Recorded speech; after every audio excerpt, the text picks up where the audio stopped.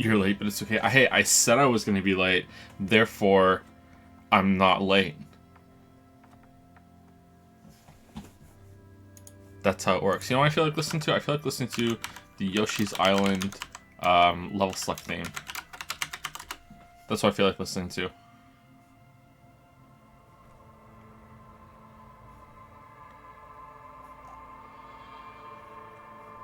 Alright. This is a minefield of Silver Gunner right now. Alright, here we go.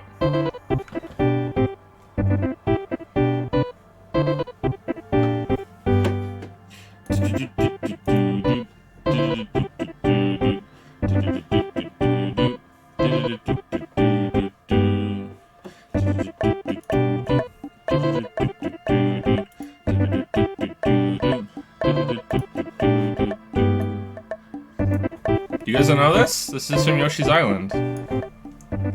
So Windows decided to restart all by itself on my other computer, so I need to set up my Windows because that's just something that Windows likes to do.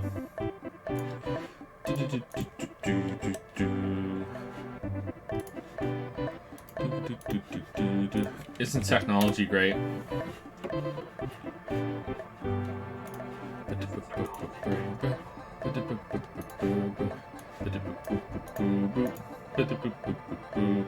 Alright, dark mode because anything else hurts my boomer eyes.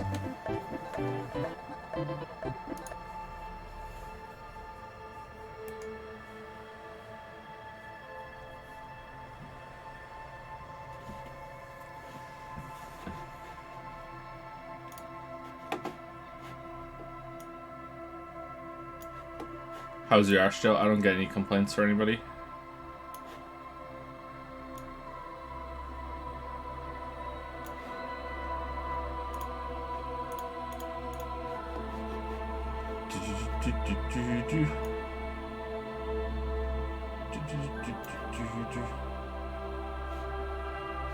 Oh, these are wrong. Shit. I need to change them over.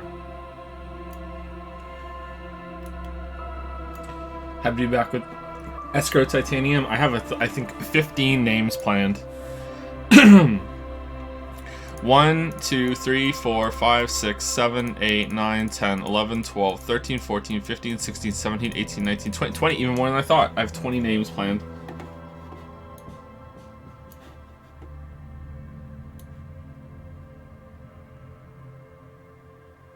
You should have invested your points yesterday into suggestions. So much hate. Yeah, probably. I think yesterday was probably a mistake, and we should have reloaded when we failed. But oh well, it was a funny moment.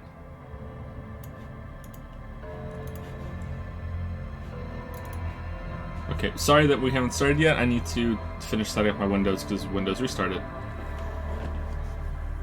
But we can get into the game actually and get away from this spooky menu music. I'm only here for mono coins. It's not like I want to watch you or anything. Oh, the hype train's back.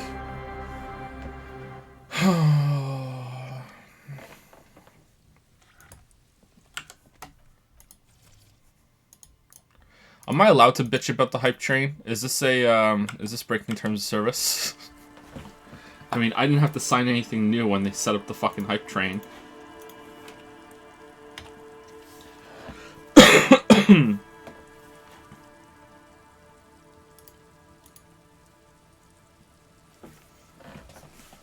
Can I turn it off? What's the issue with the hype train? Okay, well, first of all, it takes up a little too much chat real estate. And secondly, I don't know, it feels kind of scummy. You know what I mean? Like, just breaking TOS all over the place today. I feel like Twitch is lucrative enough already and doesn't need this, you know? Like, but I guess some people might like it.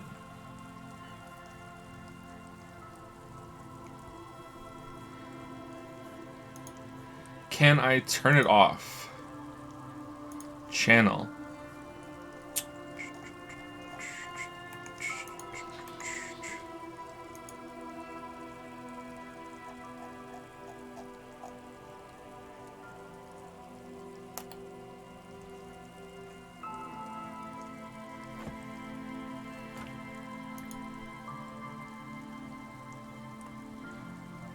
Telecorporation not make more money because ethics. Well, I know, like you're memeing, but I think there are ethical ways to make a profit under capitalism. Oh no. Oh no. Oh no. Where are we going? Where's this heading? What arc are we into now?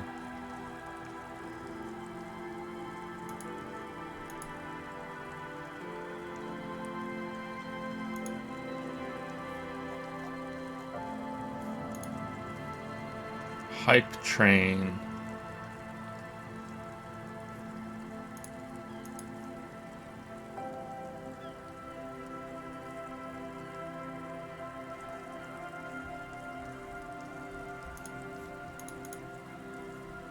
Okay, the hype train has been disabled. No more hype trains. This is the last hype train, chat. Enjoy. This is the last hype train.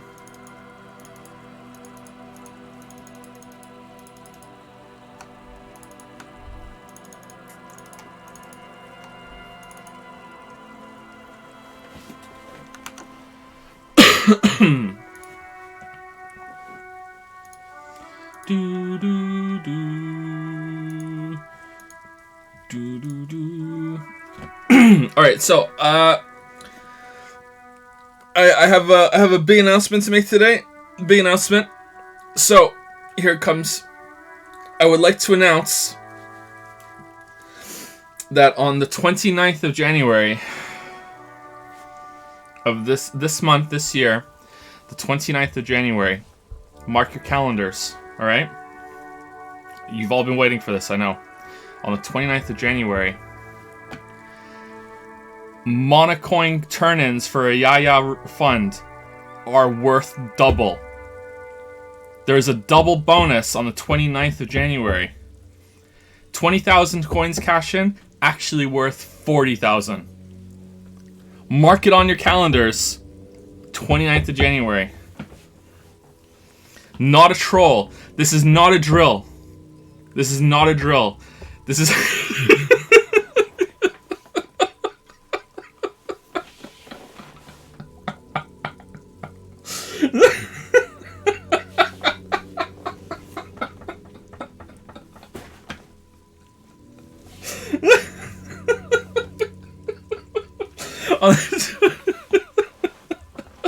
on the 29th of January, all Monocoin cash-ins are worth double. All right, 20,000 means 40,000 off the fund. All right.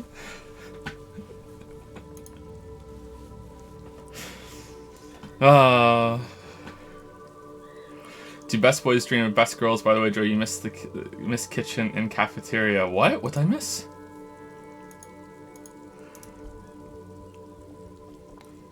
Aww.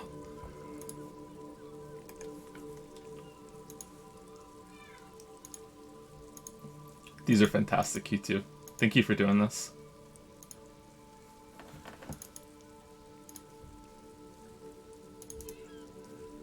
Let's have that on big size right now, actually, for the waifus. Pickle Nigito is a waifu. I approve of this. Double the results of Waste Redemption 2. Exactly, yeah. Like if you have 20,000 coins and you cash them in on the 29th, then yeah, that's 40,000 that are spent not on Ayaya. So yeah.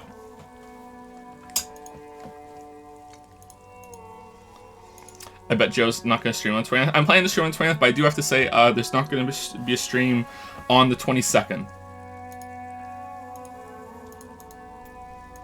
On the 22nd, there's no stream because... fuck you guys, I don't need to tell you. One of the kids needs a vaccination, so I'm taking them to get vaccinated. That happens quite a lot, actually.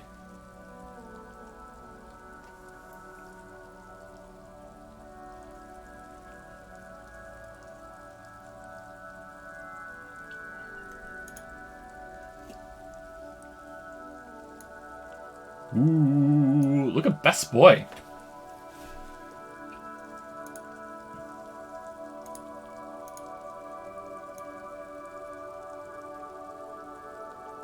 I like the colors in this one. This is how much of an art critic I actually am. I like the colors. These fan arts are always fantastic. Well, yeah, we're blessed. We don't deserve the fan art that we get. I mean, look. Q2 is obviously very talented, all right. But there are tiers to the fan artists we have around here. You know, Q2 is really good, but you know he can't compare to this. All right, like I think even Q2 will agree that there is a huge difference here.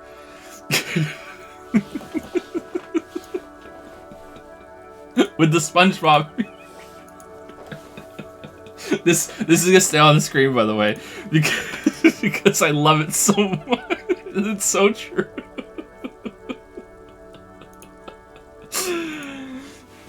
Thank you, Q2.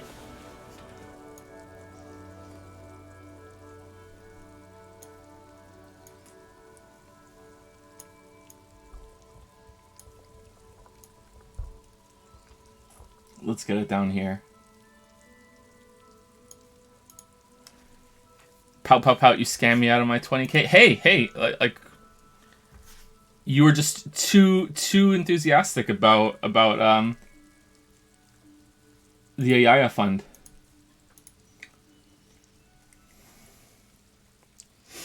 When people subscribe during the David Cage marathon, will you say something like, "Thank you for repenting your crimes in the David Cage"?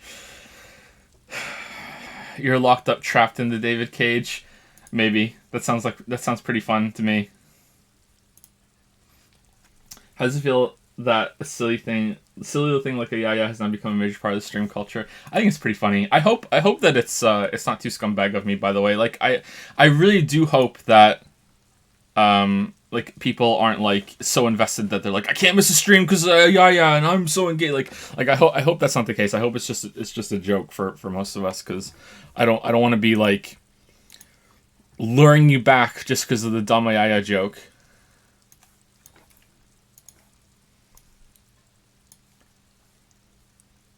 Because it's never getting enabled, weebs. It's never happening.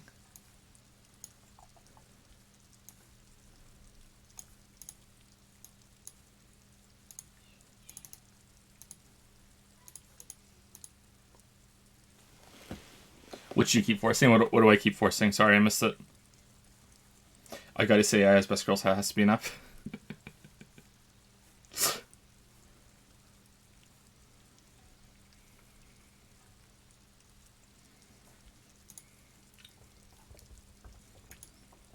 Oh, I didn't announce the stream. 1 second.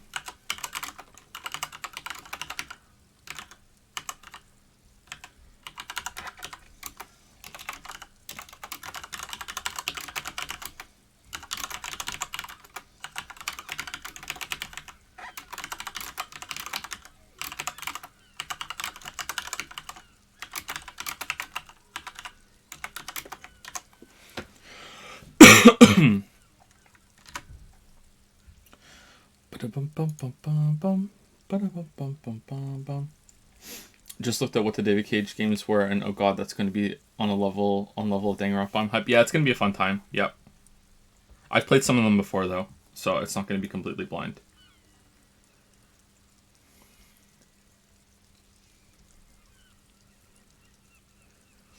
A streamer I watched named his channel points Pavlovian conditioning because that's pretty much what they are. Oh, our Pavlov conditioning is that whenever I type, everyone in chat thinks that I'm going to be playing a Yaya. Whenever I type, they've learned that they might hear a Yaya afterwards. I don't know why. Like it's a really dumb thing. Like it hardly ever happens. So yeah, you'll notice that.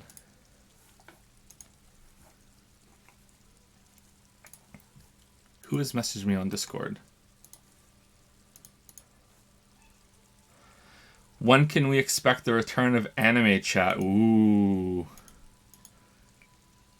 There are currently no plans to bring back anime chat.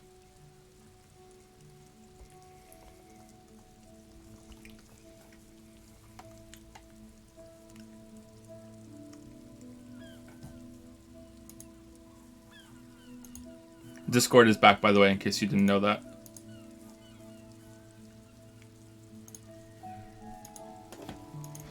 Okay, so let's go ahead and end the stuff with Everett, and then I'll say thank you to people, and then we'll go down and explore the new area. I think we should go do that first. Maybe we can get our gun back.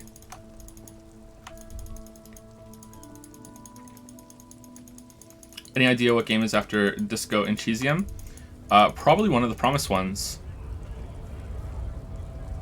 Because I think Disco Elysium is going to last us until Witcher video is out. But we'll see. I'm having a lot of trouble with it. But I think we're not even a quarter of the way done this game, so we'll see. Maybe we're a lot closer to the end than I think, and then we'll have to have another game. But maybe we'll just play like some roguelikes for a bit.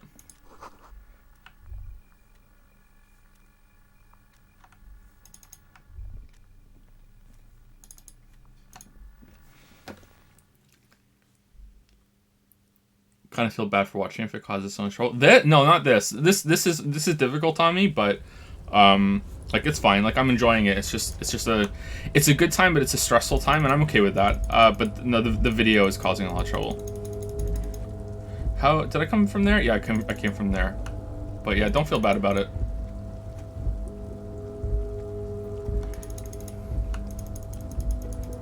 As Eminem says, that's just the way it is.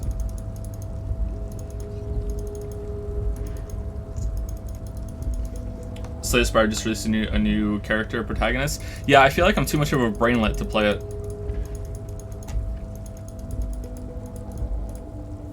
Looks complicated to me.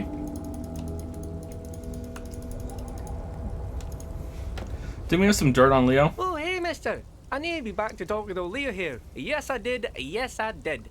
It's like Lady Larisse said when she opened a bathhouse in the basement of my apartment building.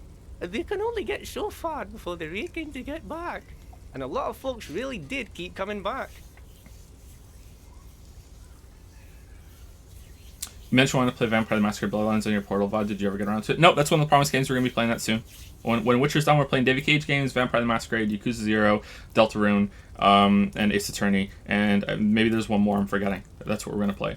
Why does the Make Me Dab prize get progressively more expensive? Well, because the dab prize involves me calling Lily upstairs, and I don't want it to be too cheap to interrupt whatever Lily is doing downstairs while the streams are going on, like she's looking after the kids. But also, I felt like there were too many cash-ins that were around 20,000. I wouldn't be completely against reducing it to 30,000 though, but it's a joke. It's a joke cash-in. They're all jokes. None of them are serious.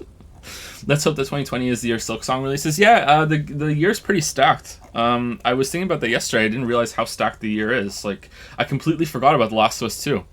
I'm like, oh shit, that's coming out. You know? Like, oh man. Like, an Elden Ring might be coming out too. Like, it's not confirmed, but yeah, it might be. Like, yeah.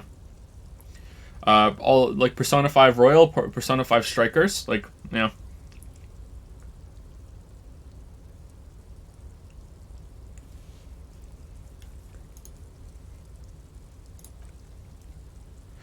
Are you Leo who wrote the note to make more banners? Oh, yes, he replies excitedly. I leave all kinds of notes for myself. That old head of mine ain't so good at keeping things and no more. I almost forgot about the borscht. What was that about the borscht? Oh, yes, I've been taking special whirling borscht to the men every day since the strike started. The little guy chuckles merrily. It's very, very good. Makes a man feel so warm and happy. He shakes his head with a wide smile. I feel like I could take on Mr. Runedin's boar dogs every time the lunch is done. What do you mean by taking this soup to the men? Is it for striking? Is this like a clue? It's gonna tie into the murder? Yes, I'm taking it to them. The borscht keeps them happy and in fighting spirits. Makes you all warm inside. They brew it in the whirling and rags. Hold up, who makes it at the whirling? Oh, the Whirling's cook, he makes it. Them is always talking with Mr. Manana in that weird language and laughing together. He doesn't speak what we speak. He's from Grad. Something is off about this borscht. I'm going to look into it. Oh, sure, mister, sure. The little guy nods. Yes, do that. Yes, sir. Okay, I'm off. I'm kind of watching the Persona VODs. Damn, you really hate Yusuke at the start since you see the contrast between them now. Yeah, I really don't. I really dislike Yusuke. I dislike most of the characters when they first show up, and then I like them later. I didn't like Haru when she first showed up either. And now she's best girl. I think I liked Hifumi right away, though.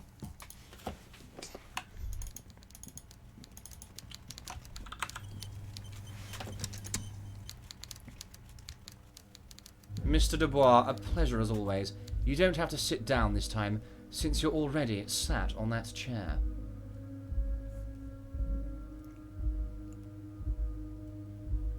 What? Remember the container I asked you about? Turns out there's a mega rich light bending guy inside. Mega rich light bending guy? Oh my god, how did that get in there? He's so rich he could get in anywhere. Slime like him must have oozed in through the cracks.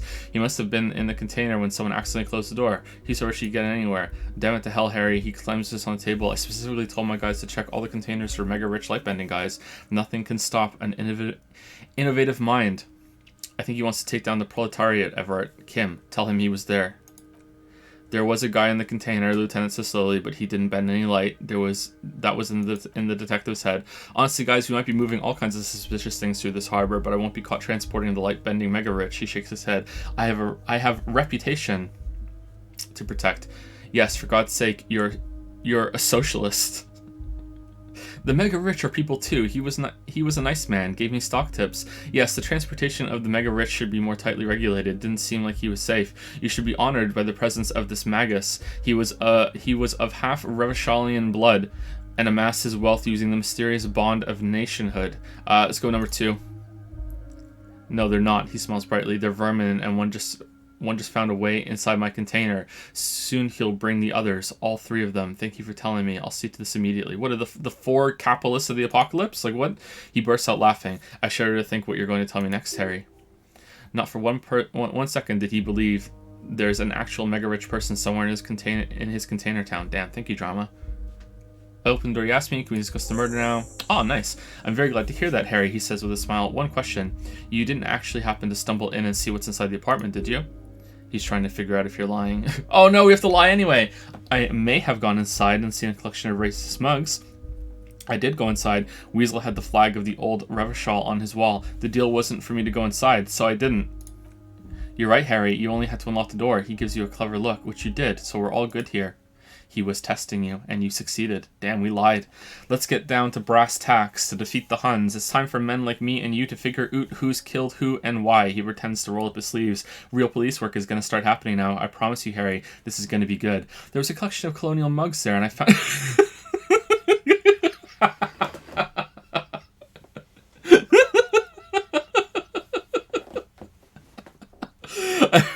I heard about the connection between the lynching and the strike. I'd like to hear what you know about it. By now, I'm sure you figured out who the dead man was working for. The bad guys. Wild Pine sent to scare us. Another violent measure of the top hats against his flat caps. I'm listening. Harry, this strike is the culmination of many, many mistakes made by the Wild Pines group. They tried to shut the strike down by sending in armed mercenaries. You mean our victim? He nods gravely. A security contractor. Can you imagine that? Workers standing in peaceful protest. Maybe I need to go put my contacts in.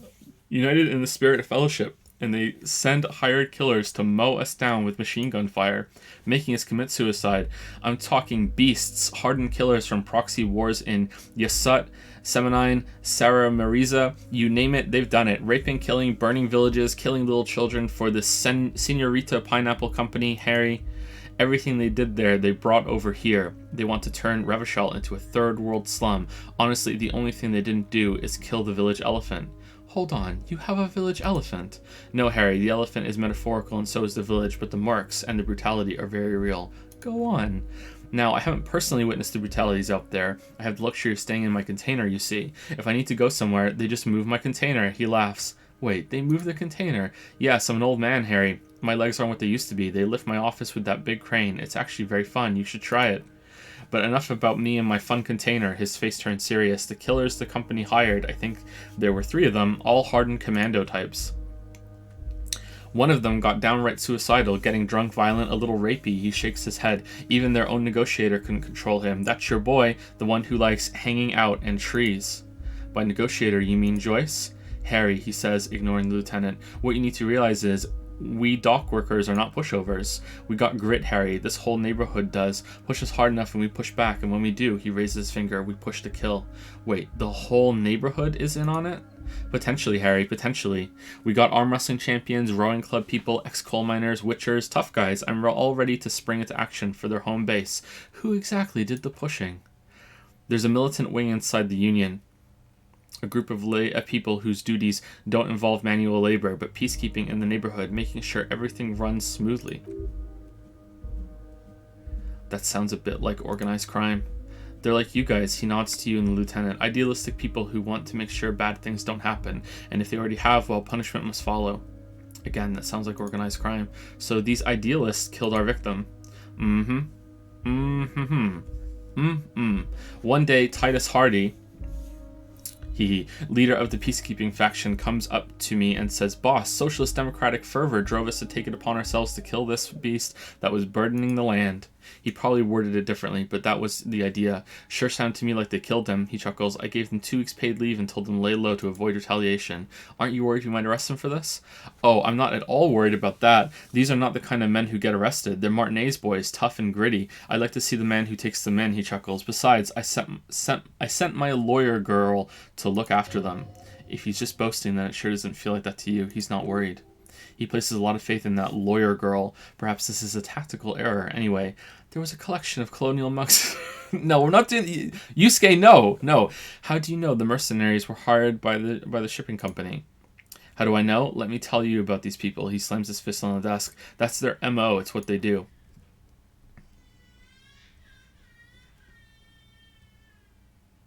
Wow, Kate's crying. Last winter, some poor workers in Terminal E went on a little strike. The company sent in Sediment, a security contractor. The strike was over the workers' rights to wear protective footwear, Harry. These guys turn up and start beating people. Tell you what, Harry, I wouldn't be surprised if we got the same mercenary company after a little rebranding. I'm sure as hell not surprised to see an army of scabs under my gates. So you believe the scabs were organized by the security contractor? You said it, hell. The fist slams on the desk again. One of these guys looks big enough to take down that proverbial elephant. Boys like that don't just happen to show up during strikes. The name of the company is Krenel this time. It might have been Sediment before. Another question. Yeah, let's give him that information. Of course, you're always one step ahead of me, Harry. I'm no genius. I'm in the position because people like me. Sorry, in this position. You mentioned a lawyer girl. Oh, Liz is a bright one, he grins broadly. I paid for that law degree myself, thinking it'll probably turn her all fancy, but hell, Harry, she came back a firebrand socialist. Sometimes she scares me with her zeal. Oh man, that's a shame. That's a real shame. She doesn't understand the economy anymore. Tell me about Titus Hardy and his crew. Oh, they are simply fine young men, all 7 of them, exemplary union members. Yeah, sure, 7. Always working to advance their position in the local socialist democratic movement. Core members. This is like some Snow White thing. Old Theo used to run them, but things really kicked into gear when Titus took the reins and named the group after himself. He starts laughing. Gotta love his initiative. Interesting. Who's second in command? They're almost all of them. They are almost all of them great guys, born leaders. Okay, makes sense. Kind of weird, though. Whatever happened, I'm sure they only had the best interests of Martinez and Revachol in mind. Work with them, hell, interview them, but don't fight them. They really are just like you, men who like beer, women, and some order on the streets. Everard, I've met these Hardys. Can you ask them to cooperate with me? But of course, it's the least I can do for my good friend Harry. I'll do it right after we've concluded this talk.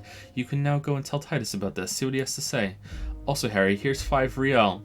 He holds out a banknote. Wait, why are you giving it to me?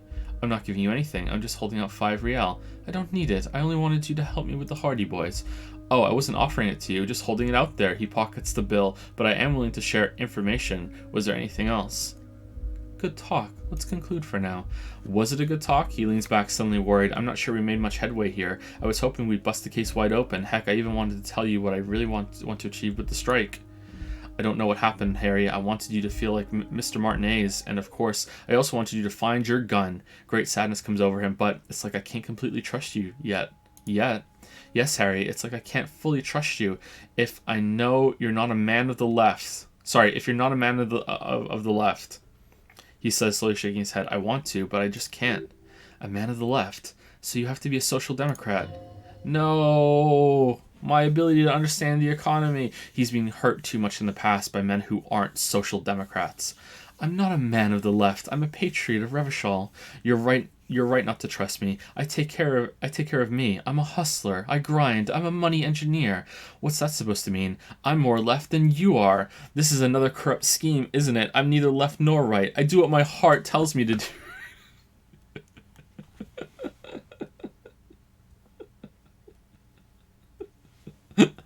All right, so 2 is amazing, but that's definitely not us. We're not a patriot. So I don't think we're left. I think we're a dirty, dirty centrist. We're a dirty, dirty centrist.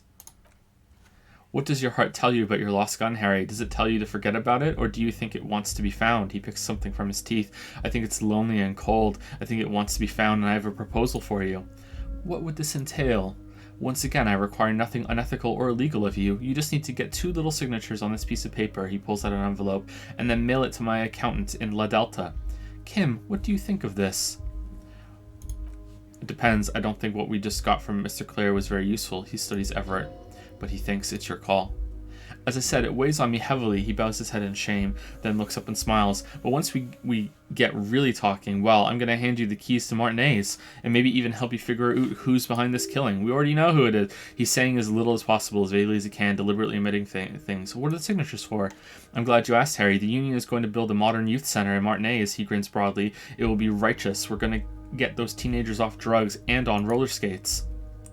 There's a nameless little street on the coast with some old houses around it. Most people have already signed. I just need 2 more signatures to get this mission off the ground, Harry. Where is this place exactly? On the coast, Harry, across the canal. There's a cul-de-sac there, a little village they're calling it, a gloomy place. You'll find it. I trust your detective skills, Harry. What will happen to the current occupants? They're just going to have to deal with the construction noise for 6 months, and then they'll be living like kings right next to a fancy new youth center, designed by the best architects from Stella Maris. Is he absolutely sure the tenants won't be thrown out in the streets? Are you 100% sure no one's going to end up homeless? Am I? The big man shakes his head in disbelief. Harry, these people, Martinez is the most important thing in my life. I would never let anything bad happen to them. We're going to build a youth center there. The value of their properties goes up and kids have a place to play in. I'm looking out for these people, not pulling the rug from under them, Harry. I'm looking out for all of Martinez, not just the harbor. He means it. Ooh, really? Really? Really? Empathy, can you be wrong?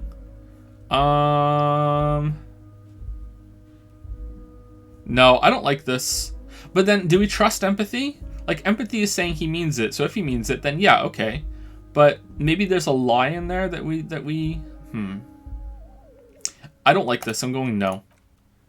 No, I'm not going to do this. Perfectly acceptable. He smiles. No one's going to force you into anything, but I don't know about that gun of yours. You see, I'm a vengeful man, Harry. Part of how I got where I am is that, well, I can be quite nasty sometimes. But the good news is, the moment you change your mind and want to look into this matter, just please tell me. Just tell me, and we'll be buddies again. He smiles pleasantly. The lieutenant's eyes meet yours, and he shrugs. Okay, fine.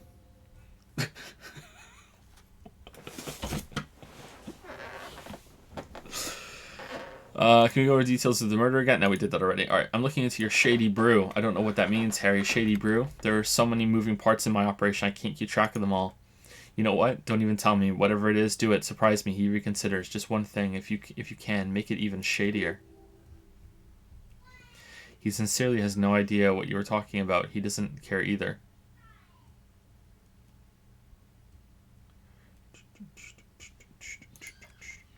See you soon, Debardur. The big man raises his hand in farewell. Just kidding, but not too much. Alright.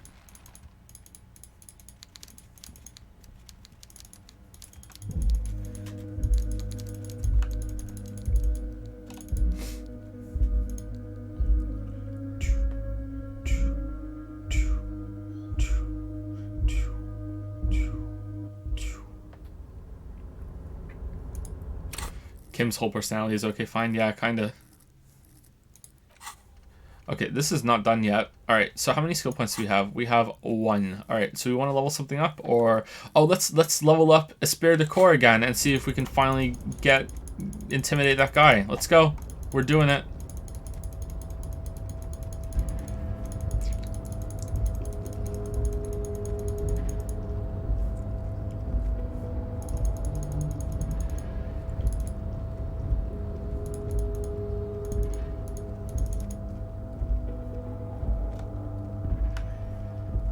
Spoilers, we are not actually doing it.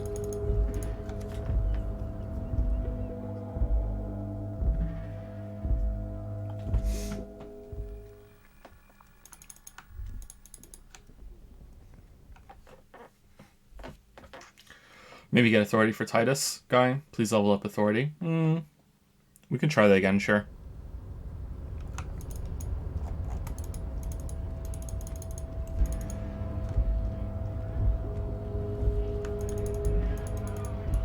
Someone is saying that suggestion is the best one. Looking for something?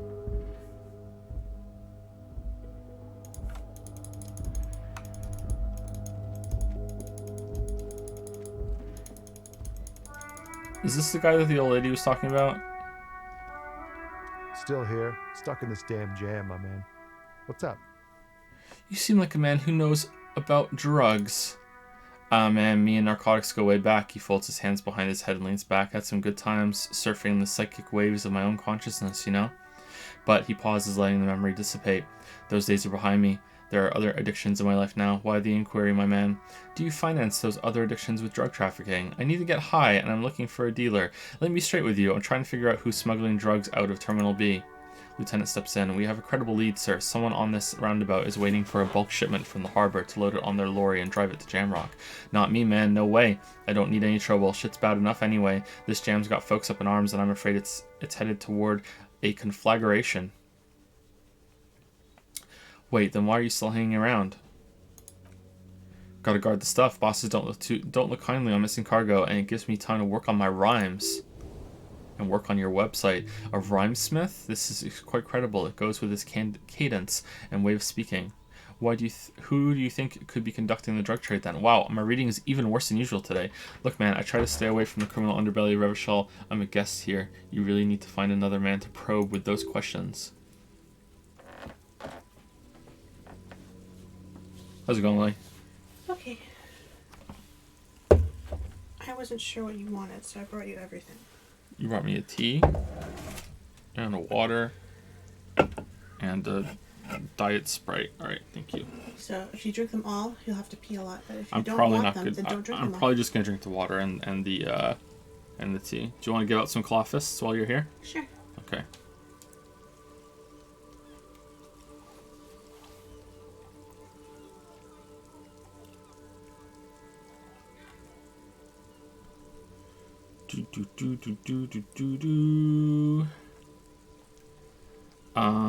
I think it was... Who's the last person yesterday? Adventurelog, I think? I think Adventurelog was the last person.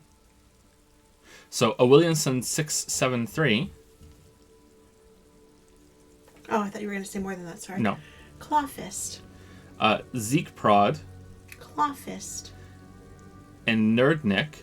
Clawfist. For subbing while the stream was down. Puckered Starfish resubscribed at the start of the stream. Clawfist. Dakju resubscribed for 4 months 30 minutes ago with Ayaya. Ayaya Clawfist. Ooh. Dark Flash is resubscribed for 22 months with a message, I've been a sub for over 22 months, tipping the scales, and this dragon won't stop handing cocktails for 22 months now.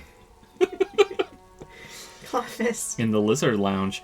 Thank you, Integrity744, for the new sub. Welcome to the Dragon's Den, and have a brand new... Clawfist. Thank you, Lunar Flyby, for the new sub as well. Welcome to Prime Time, the Pickle Jar, and have another brand new... Clawfist. Thank you, Isolated Spaceman, for 100 bits. Hey, Joe, it's your top waifu, Himiko. I just wanted to let you know that I used magic to make you think that you hated me because having such a massive weeb after me would be too much of a pain. Wow. Wow. No Clawfist for you. Thank you, Bucket Starfish, for 100 bits. The ethical ways are usually less profitable than the unethical. It's a game theory problem because the nature of capitalism is to swallow your competition and the worst bubble to the top. Political Clawfist. Political Clawfist. Another 100 bits from Bucket Starfish. Can today's wasting of monocoins count as triple? Sure. Thank you, Fetty Rosum, for the new sub of Prime. Welcome to Prime Time. Clawfist. Thank you, Odox Joey, for the 713 sub. Did I hear that JPH Pickle is a waifu? Pickle power. Pickles rise up. Pickle flavor ice cream for Owie. Wow. Pickle Clawfist. Pickle Clawfist. Thank you, Bucket Starfish, for another 500 bits. Vaccinations are good. Vaccinations are good. Get vaccinated with a... Clawfist. Papa John's Napkins has resubscribed for 15 months. Is this a Diablo-like game?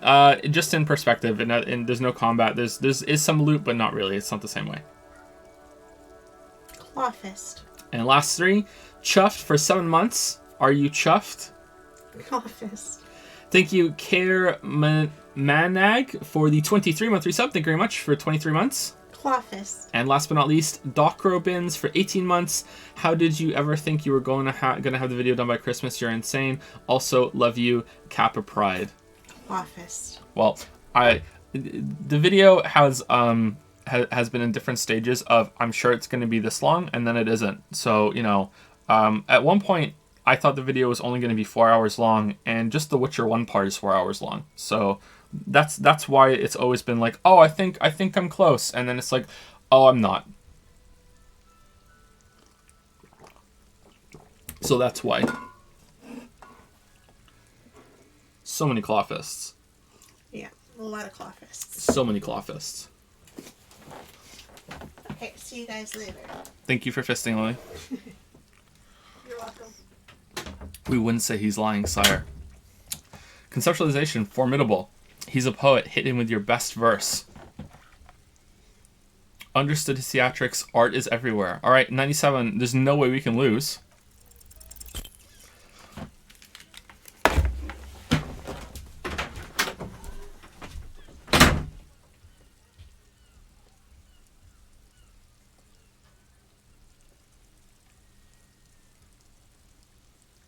I just lost a 97% check. I had a 97% chance to succeed and I lost it. The game has dice roll checks. I had a 97% chance of succeeding and it failed.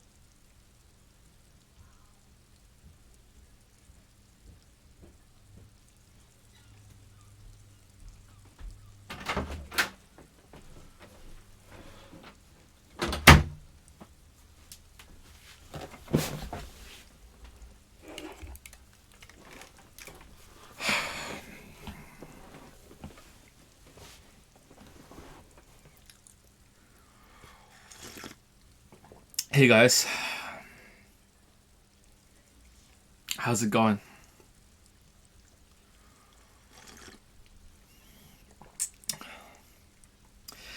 Your best verse. You don't even have a bad verse in here. Just tumbleweed and liquor stains. Wait, no, what are you doing? She broke me. She fucking broke me. That's brutal, man, but you know, time will... No, stop. He's already mortified. No, Tommy, these are my rhymes. Listen. She fucked me till I bled. That's, in the name of God, what are you doing? It's not real, guys. It's not my actual thoughts. It's a poem. I will never be the same again. She's always there. Fuck the case. Fuck everything. Total doom. It's the poem. Yeah, I get that, and it's cool, but I will never be the same again. Yeah, he doesn't know what to say, so he just repeats, yeah, I get it. Those are your rhymes. They're from your life. Doesn't matter, they're robust and honest, so thanks, man. He's not lying. He likes the end. How the fuck did we just lose a 97% check? Yes, and also thank you for stopping. He looks at you. We have a drug investigation to turn to. How about we do that? Oh, man.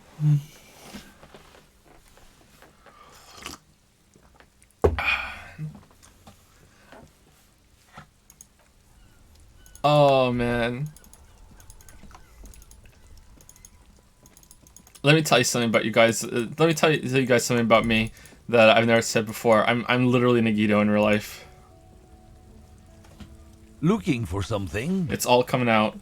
What was that argument about? It's about biological determinism, natural law, the sorting of races. He spits on the ground. Not the most popular topic nowadays with the coalition in charge and all. You might want to change the topic, that is, bury your head under the sand like common sheep. I get it. Someone has to be the unpopular guy. Oh, so you're just a racist. Makes sense. I'm not just racist. He's like, yeah. Look, I've read books. He gestures with his cigarette for emphasis. The science of racial theory has all been proved, even if some people don't want to accept it. So this is like what Stefan Molyneux or whatever the fuck his name is. People who study these things say that you and me are superior by design. He glances at Kim. So naturally, we Occidentals should be in charge. Obviously, you can see the merits in that. Race is a simplistic means of social classification based on easily observed attributes, hunches, and pseudoscience. You just look at people and make arbitrary judgments. Okay, what else have you thought up? Yes, I can really tell you're a prime example of superior design. Right, I've already made up my mind. Want to hear it? Jump ahead. Number 1. Lieutenant tries to remain impassive, but the slight arch of his eyebrow tells you that he's liking it. And as arbitrary as any judgment, that doesn't make it less of a fact. We all have to use facts. Once you accept it, you'll gain clarity of understanding.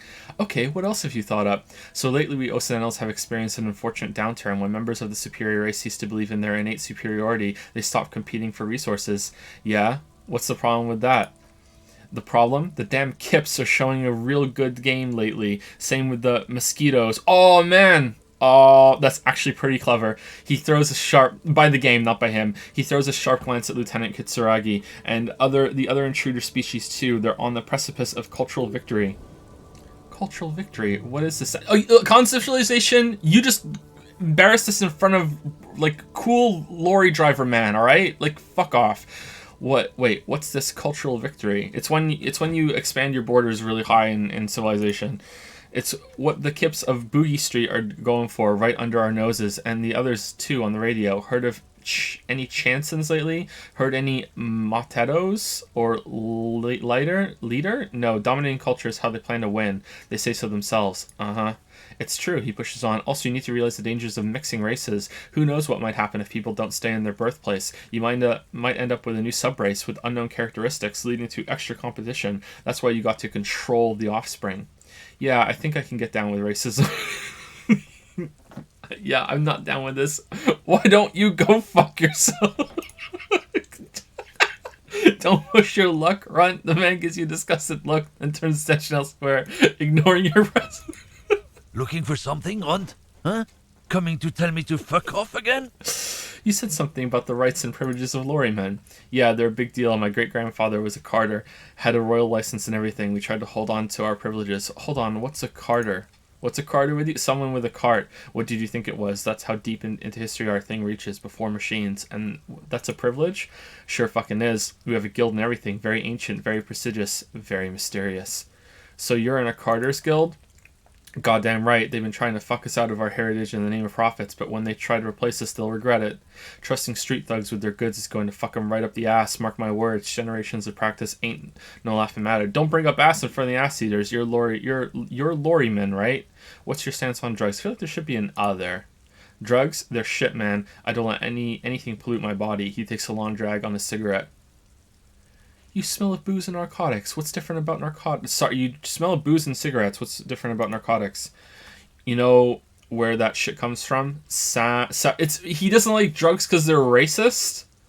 Sarah Marisa, Safri, Ilamara, they take the money from our local junkies here and then use it to outcompete us in the manufacturing sector. They know they can't beat us in a fair fight, so they have to get us to weaken ourselves somehow. It's racial sabotage, racial economic sabotage. Perhaps it's good to agree to get him talking. Hold on, but they make alcohol, in Ilmara too. I was told they do. So I take it you're not smuggling drugs out of Martinez. Listen, I agree. It's our responsibility to keep this poison off the streets of Revachol, right? Yeah, let's go with that one. He eyes you warily, unsure how to respond. This goes on for about 2 seconds then. Damn, it didn't work. You should have signaled you're a nationalist before. I don't know shit. If I did, I wouldn't tell you. Puffs on a cigarette. Then why are you still hanging around here for? What are you still hanging around here for? Most other camioners have left? What do you think? I can't leave the lorry unguarded. Stuff's been getting looted lately. It's those little Kips sneaking around at night. If they touch my stuff, the bosses will be on my ass like ass cancer.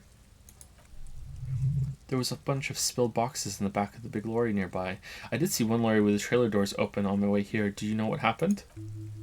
Yeah, I knew that guy. He was an honest driver who loved his country. We were having a good debate about genetics. At the Whirling in Rags, when some Kip boy smashed his lock and took down near everything, lost his fucking job over it. He takes a long suck on his cigarette, appearing to savor the taste. Since he left, I haven't had anyone to talk to. If they were getting drunk inside the Whirling in Rags, how could they know who broke into the lorry? If you all were at the Whirling, how do you know it was Kips who broke into the lorry? What, aren't we allowed to say it's the Kips who do all the stealing around here? It's not rotor science, man. If it's not you, then who's running drugs through Terminal B? Isn't it obvious? Fucking Sai-Lang, that beady-eyed South Samaritan. He spits on the ground. His little side business is a scam. I wouldn't be surprised if he was peddling drugs as well. The one reselling humanitarian aid packages, right? That's the one. His tribe are natural liars. It's in their blood. The lorryman takes a slow, satisfied drag and blows a smoke ring. He's your man, alright, 100%. He's a lorryman selling his employer's stuff.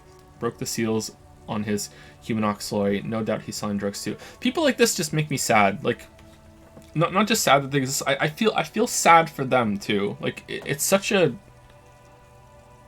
scary ideology. I wouldn't be so sure about it, not until we've heard what Siling himself has to say. Guess we need to pay Siling a visit then. Guess so. Alright.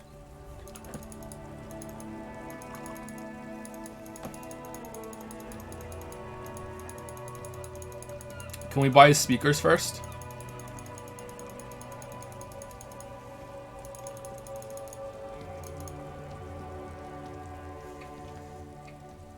Ooh. Alright, do we want them? Do we want to spend 50 real on the speakers and the sneakers? Fuck it, we're doing it. Super cool. Now the premium lifestyle is yours, officer. Okay, now let me buy the speakers.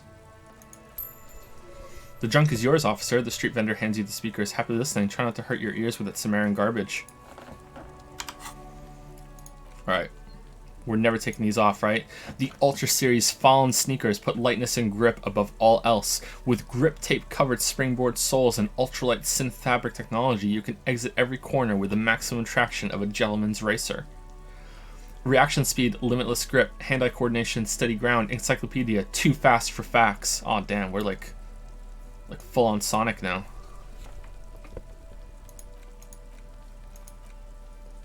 Why did you even buy those? There are no magic. These are no magic speakers. They are lame. These are lame speakers. All they ever produce is a faint memory of the song you're trying to listen to. Sell them for cash. Oh, they're worth more than what we bought them for. That's kind of weird. Can we use them to plug them into the thing in our room? What's this over here? The shine on those sunglasses lasts a lifetime, officer.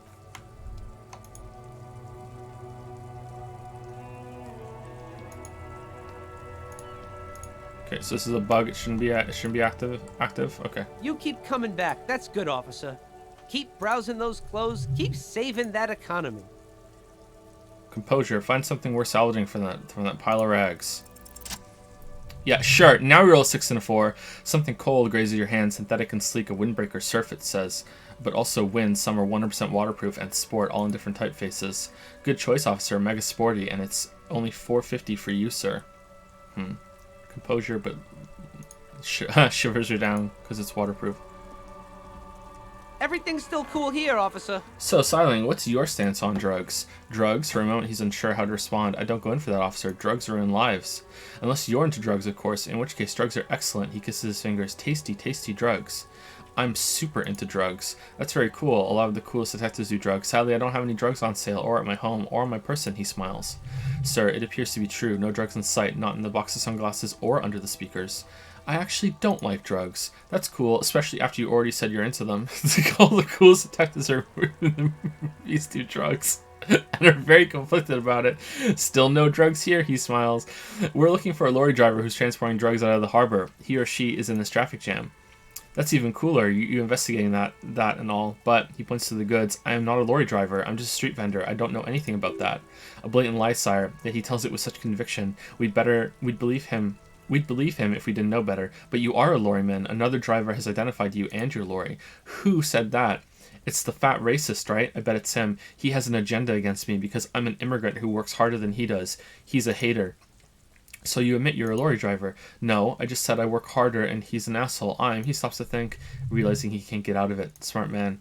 Okay, maybe I'm a lorry driver too. A little. That's not my most important thing. That's not the most important thing about me. That's my day job. This is my dream. He spreads his arms. So you forgot to tell me. So you were embarrassed to tell me. Stop squirming. What do you know about the drug operation at the harbor? Siling, my source tells me you're the one transporting drugs for the Union. Nothing, I told you. I'm not a dumb guy. I don't get involved with that crowd. And what crowd is that? Crowd, the drug crowd. No, he wasn't talking about an abstract crowd. It was that crowd. He doesn't want to talk about them. He's afraid. Who are you afraid of, Siling? It wasn't the drug crowd. Tell me now. Let's go with afraid. Look, he looks around and lowers his voice. There's bad people doing bad things here. That's all I know. Please don't get me into this mess. I spent 15 years working my way up. Here we go. There's a tiny bit of truth on the table. Zoom in on it. If you don't want to get into this mess, raise your voice. You have to give us a reason to move on. All right.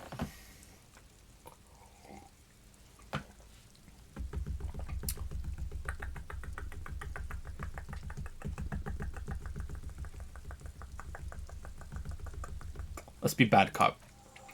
It's a she, okay? He whispers. The other drivers call her the lady driver. You're better off staying away from her. The way they talk about her, he shakes his head. She's no lady. Interesting. Could this driver be connected to the Hardy Boys? Who are these other drivers who talk? Is the lady driver the old woman back there? Point to the pale driver, dazed out, strange. Could she be associated with the Hardy Boys? Who are these other drivers who talk? All of them. I don't know. I told you all. I know. Are we cool now? I really want us to be cool now. Who exactly is talking about this lady driver of yours? The racist or the other one with the tattoos? He points north. All of them, even the ones who've left. I don't hang out with them. I don't remember who has tattoos. I don't know, maybe if she is, I haven't gone near her. I don't get involved. I told you. It could be. She was strange. He's not ruling her out. Could she be associated with the Hardy Boys? I don't know. I'm not a local. I don't know anything about that. Okay, we're cool now. Conclude. Alright. He snaps back to his usual self. Ice cold. Let's cap this off by a purchase. Cap this off by a purchase? You can walk away from here with funky sunglasses, detectives, both of you. You deserve it. Damn, I wish we could buy Kim a present. Did we ever go over here?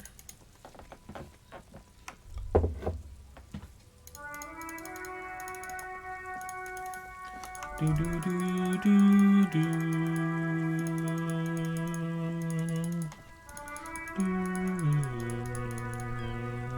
You can buy a board game and play it with Kim at the bookstore? No way. I don't believe you. You're giving me hope.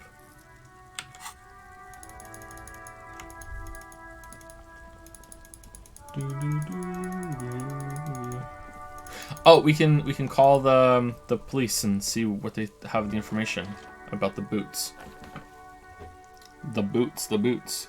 Thank you, Calvin, for the 90 bits. Got him. I think I know when that happened. Thank you very much, Calvin. Yep. God damn it. Thank you, Tel69 for the 313 sub. Vodboy here. I love you. That is all. Oh, I love you too, Tel69. Nice. Thank you. Shout out to the Vodboys and girls.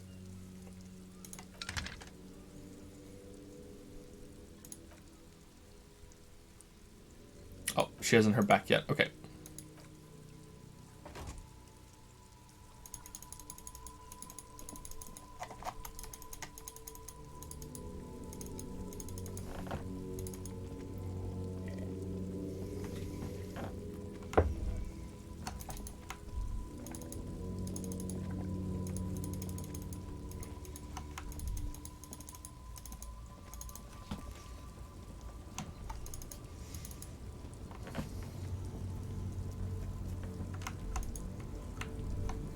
Lawman, you caught me at an opportune moment.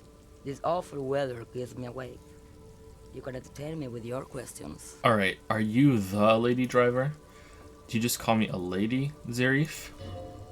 She clearly doesn't think she's a lady. Don't repeat that. Well, aren't you a lady? I was told of a woman driver. You're the only woman here. I'm not that either, Zarif. Her smile dissipates. I've gone too far from it all to remember what was between my legs. It doesn't work like that on the long haul. So you're not the driver everyone is terrified of. I'm only terrifying to small children and to those who used to know me. Yeah, it's not her, believe me. Why are you scary to the people who used to know you? Because they could no longer recognize the person I once was. You said long haul, that's the big ones, the tracks. There's no women and men there. It's all just she hums along as if to a track on repeat. In the middle of this town, there's a ghostly motorway. It takes all the people where they want to stay. In the background, a quiet song seeps from her cabin into the air. You don't hear any vocals. Then who is the female driver I was told of? How should I know? Do I look like I spend a lot of time with the other camioners? Sniffing around when I have my movies to go to. And working on my website. Oh, Sim, the woman stares at you, her mind elsewhere now on other matters. Something in her is pulling towards some unknown rest state. She twitches like a sleep kick. Cool line. The board game thing is... Okay, we'll go get the board game. Alright? Don't say I never do anything for you, chat. We'll go and do the board game. Did we exhaust all the dialogue with this guy? Went native on the chief, huh? Those ballerina antics were reckless. Should have just punched him in the throat again. Let's talk about our right to work. You here to fuck with us? Beat the honest worker down? Good. We're fighting for... Besides, we're not that different. It helps the people. Maybe you should ask them the questions. Like why we're not allowed to make a living here. Shame on you! We have families to feed, you piece of shit. He points his finger at the man sitting on the railing. So do we, scab. The loitering man hollers in return. What is a strike? Who are all these strikebreakers? Look around. What exactly is your goal here? When a bunch of ungrateful, lazy cockroaches can't get their act together, decide to block honest work for other people, he shifts uncomfortably in his workers' overalls. What do the strikers want? Beats me, they mumble nonsense about boardrooms and workers' rights. While we, he raises his fist and starts shouting again, have the right to work. Who are all these strikebreakers? Look around. Honest men and women with rights to work, to be useful, not toys for corporate interests. The man runs a hand through his steadily graying military haircut. We came here to help the harbor run smoothly in time of crisis. If union fucks don't want to work, they ought to let in those who do want work.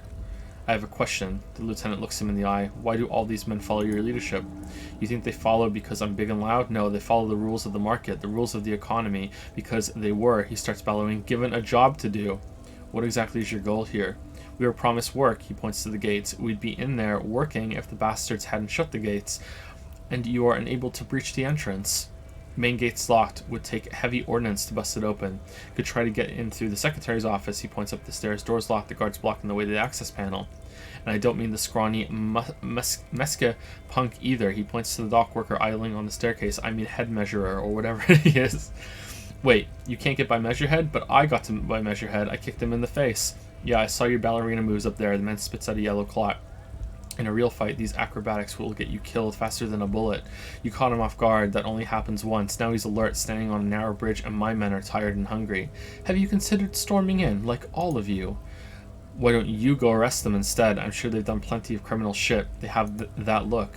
It would be better for the neighborhood if you went home, at least for now, if you can't get in anyway. No, they will give up eventually, or get drunk, leave the button unguarded. Then we charge. The man rubs his jaw, a perfect, lightly bearded square wedge. I'm going to leave now. Lonesome long way home. Ooh. Here we go. Oh, nice! It raised our perception! Cool. Here we go. Home awaits. Walk past Station 41 and through the market, past the Boogie Street spearhead to the other side of the lake, the Frozen Eye at the center of the district, then past the video rental store on the corner, there, at the... Ooh, it's linking together. It's all coming together. There, at the end of a street lined with pine trees, a small house, no larger than a matchbox, 11 Voyager Road. You no longer live there. Those times are gone, and so are those people. Why did you come here? Why are you still here? And where's the dealer? You have to get back to work. That's all you have now. Speed gives one sigh.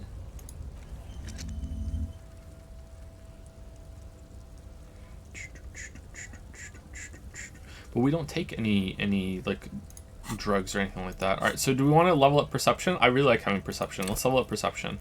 We're leveled up perception. We're doing it.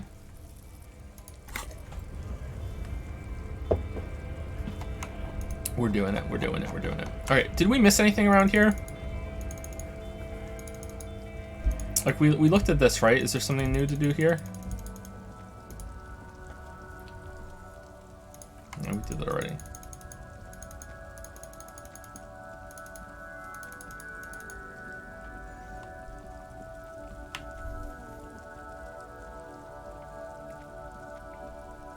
Go to the body of the fish now? Yeah, that's what we're going to do with the new perception. Then we'll go get the board game. Then we'll go in and talk to them, and then we'll go explore the new area.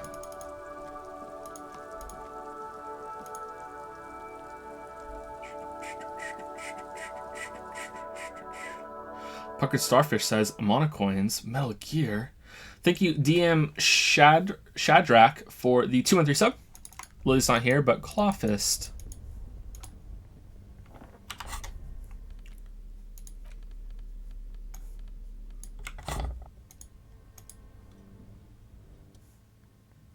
No, our physical instrument's too low.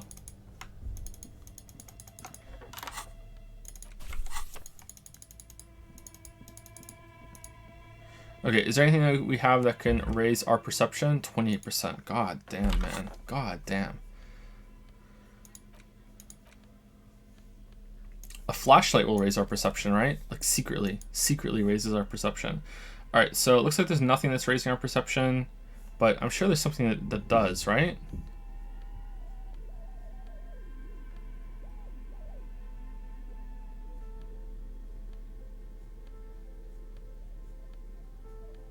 No. Wow. Really? Nothing that raises our perception. Holy shit. Alright, well. 20%.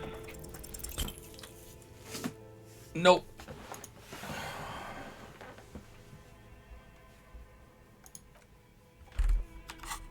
We're gonna have to get it again. We need to level up again. We're almost there.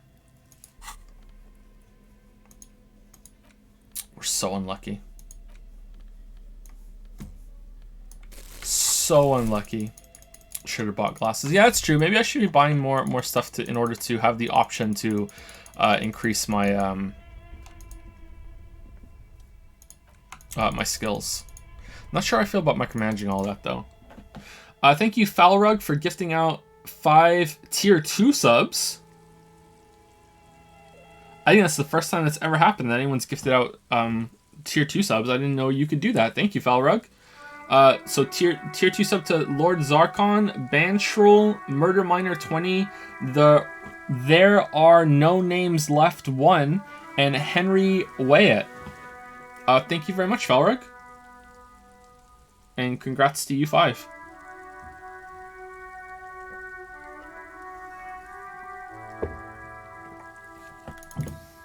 You have money to buy everything? Yeah, but there's something in the pawn shop that's 500, so maybe we need to save it up.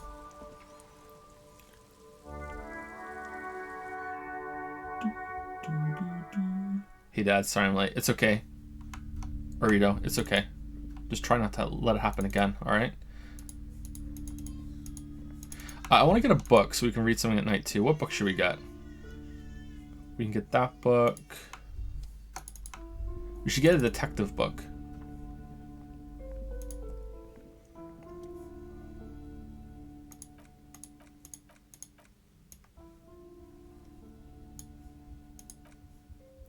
Dick Mullen on the Job, Get Me Mullen, The Stalwart Adventures of Richard P. Mullen, Dick Mullen and the Murder in the Orchard, The Sordid Affair of Dick Mullen, A Killing is Declared, Dick Mullen in the Murder House, The Final Case of Dick Mullen, An Obvious Lie, Dick Mullen in the Clock Tower, The Ordeals of Dick Mullen, Dauntless Dick, Dick Mullen's Funeral Pyre, The Murder of Dick Mullen. Dick Mullen dies? Oh no, turns out he faked it to solve a case. Are there any more? Yes, there's also The Dame Who Did It. Farewell, my Mullen. Faking death seems to be a common trope in the Mullen series. The Morbid Tales of Dick Mullen. A Dark Tide Turns. Tragedy Calls for Dick Mullen. Another one with fake death. And of course, Dick Mullen, the murderer. In order to catch a murderer, Dick Mullen must become the murderer. Come on, this is not the way real police solve crimes. The real police are some 20 kilometers away, sitting in an armored motor carriage. A bald man turns toward a lean man and pats him on the back. Come on, Chester, tell me the story again. What? Mac Torson, Chester McLean again? Man, I tell that one at least once a month. It's not that interesting, Chester replies. The fuck it is, the bald man replies, and these guys haven't heard it. He motions to the civilian sitting in the back seat. You see Chester here. He pokes his finger at the lean man. Chester faked his own death once. Gosh, why? One civilian looks on amazed. The bald man bellows a reply. A very fucking dangerous case, ain't that right, Chester? They almost got you that time. Yeah. Sure came close, Chester mutters in return, then turns to the rapt listener. Alright, so I was tailing this guy called Francis the Shoe. The inside of the motor carriage is thick with cigarette smoke. Outside it starts to rain. After all this, you still haven't found the answer to one question that matters. So the one question that matters, who is Dick Mullen? Reaction speed, who is Dick Mullen? Oh wow, I didn't know you could succeed on these checks. Your quick eye notices a small caterpillar crawling across the spine of a book. The title reads Dick Mullen and the Mistaken Identity. What do we have here? Mistaken Identity. A worn paperback from Dick Mullen's classic Hard-Boiled Phase. The premise seems to be that Dick Mullen is framed for the murder of his best friend and has just a few days to prove his innocence. Why does this speak to me? Could be the motifs of unstable identities and shocking betrayals. That's probably right. I'm a complicated guy, full of contradictions. Then this is the book for you. Shopkeep. I wish to buy this Dick Mullen novel. Of course, she shudders. Such violence and immorality. I mean, enjoy. Alright. Alright. So, we can read this later, right?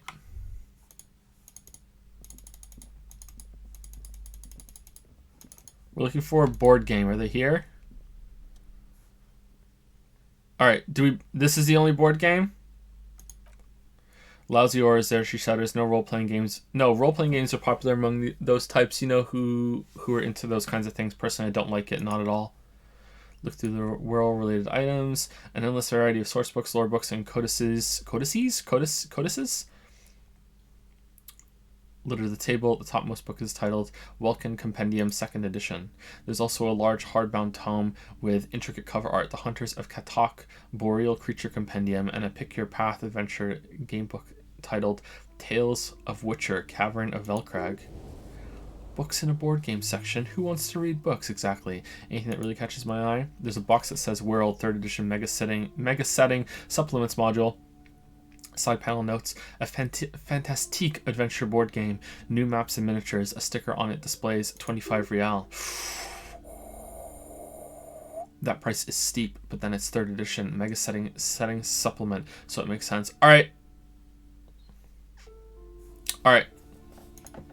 Poll new, which board game to play with Kim? Suze. Oh, you can't play Whirl? Oh, you can't play. You can only play the Suzerainty one? I'm deleting the poll. Both? What do you mean both?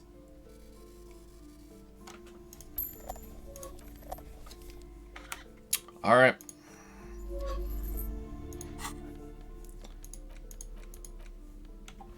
A civilization building board game where you get to choose a nation and set off to colonialize, and exploit other cultures. A star-shaped note on the box proclaims the game now includes a completely new genocide option. Nice.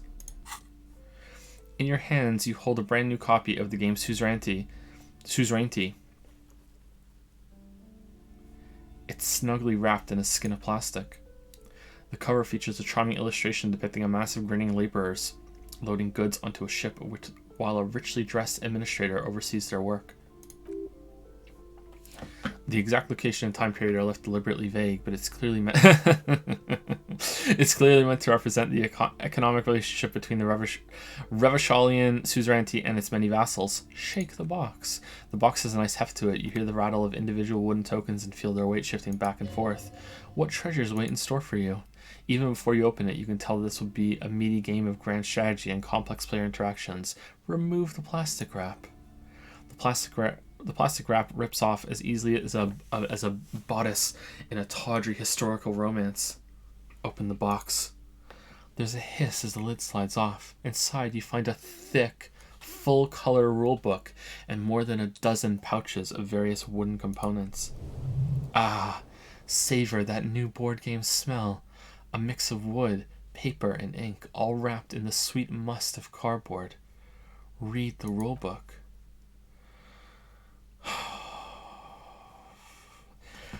Welcome to Suzerainty, a game of economic strategy for the whole family. The rulebook is sumptuously illustrated and thick as a Gradian novel. Economic strategy, more like rapacious plunder and exploitation. Is this Monopoly? Finally, a proper game to teach children about the importance of trade in the global economy. This history seems problematic, but it is important to teach children basic economic concepts. The colorful illustrations depict cheerful workers picking apricots, hauling marble structures out of crumbling temples, and harvesting a strange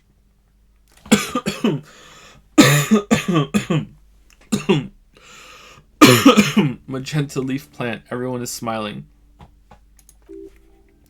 You begin to suspect there may be a political agenda to this so-called family game. Only one way to find out. Keep reading. The instructions are opaque at first and introduce many concepts you're not familiar with. Fortunately, there are many diagrams and examples throughout. You soon figure out the basic conceit.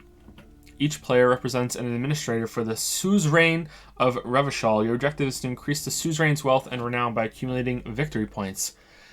Fuck the suzerain, what about my wealth? How do you accumulate victory points? That's where suzerain's vassals come in. The game features 4 vassal nations, each one home to an economically important resource. Is this Monopoly of Catan? I've never played Settlers of Catan. Is it fun? Each turn the player collects resources from vassals where they've placed workers. They may then rearrange their workers, fulfill contracts for coin and bonuses, or build structures back in Revachol. As you leaf through the pages, your eye catches on a sidebar labeled Advice for Beginners. Read the advice. Remember, there are many paths to victory in Suzerainty, but successful players will find one strategy and commit to it wholeheartedly. How is the winner determined? The actual scoring system appears infinitely complex, with a series of tables and appendices required to compute each player's final victory point total. You skip that part for now. Examine the components. You open up a number of pouches containing wooden tokens. There are also several punch boards with other cardboard components that will need to be punched out before you can play. Punch out the cardboard pieces one by one. Each cardboard token makes a satisfying shk as you pop it out. Soon a neat pile of cardboard coins and counters has accumulated before you. What, you're not going to offer to let me punch them out? Aww.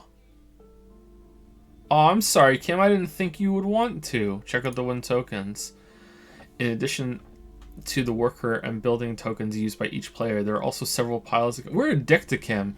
Several piles of colorful resource tokens, each representing one of the game's 4 principal resources. For the Empire of Safri, orange apricot tokens. For the Elmira and the Elmira Grey Marble tokens. For the Salmonine Islands, the White Sox sugar tokens. And from Supermundy and Sarah Marisa, the magenta tokens for unprocessed cocaine leaves. Oh, those are nice. The lieutenant picks up the sugar token and admires it. Put the components away. You hold the open game box before you. Kim, hey Kim, want to play? Lieutenant looks over the rule book before he sees something that makes his eyes go wide. Holy shit, the average playing time for this game is 1 to 6 hours. I'm not sure we can afford to set aside that kind of time for a game.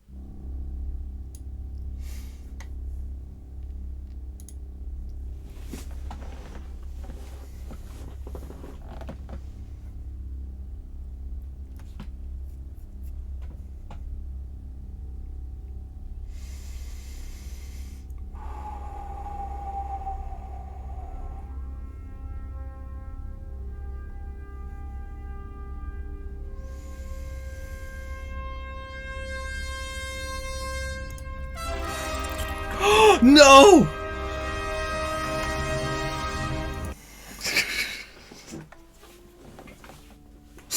What does Lieutenant hate fun? Is he the fun police? Who died and made you the fun police? Oh, we get to try again!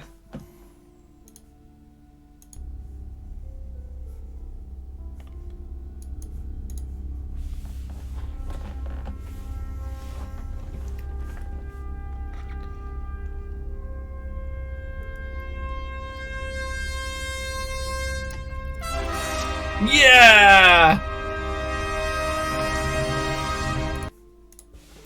What is detective work if not an elaborate game? You need logical inference, attention to detail, and the ability to analyze your opponent's motives. Come on, it might help us think of more creative solutions to the case. I do feel like my thinking has become somewhat rigid. Maybe a little diversion to keep the mind limber is just what's in order. See, he's doing the hard work himself. All he needed was a little nudge. Alright, you've convinced me. How do we play? I don't know. Let's ring it. I read the rules already. I'll show you. You explain the basic setup procedures to the lieutenant, who seems to be a quick study. You each take your bags of tokens and counters and fold the board between you. In the center is the crown of Revachol. Radiating outward are her colorful vassals, each one supplying some raw material desired by the suzerain. Apricots from Safri, archaeological treasures from El Marit, sugar from the Salmonine Islands, and magenta cocaine from Supramundi, and Sarah Marisa. There's also a neat little log to keep track of your progress in case you need to put the game away and return to it later. The lieutenant goes first. He draws a contract card and moves several of his workers to the Safra territory of the board and the others to the Salmonine Islands. Alright, Detective, your turn. You have a few options available to you. Will you try to fulfill contracts right away or rearrange your workers to maximize production on future turns? Remember what the rulebook said. Ooh, you'll want to choose a strategy early on and stay committed to it. Try to fulfill a contract. Just do whatever Kim did. No, let your workers rest for a while. Okay, I want to rearrange the workers. What? What did Kim do?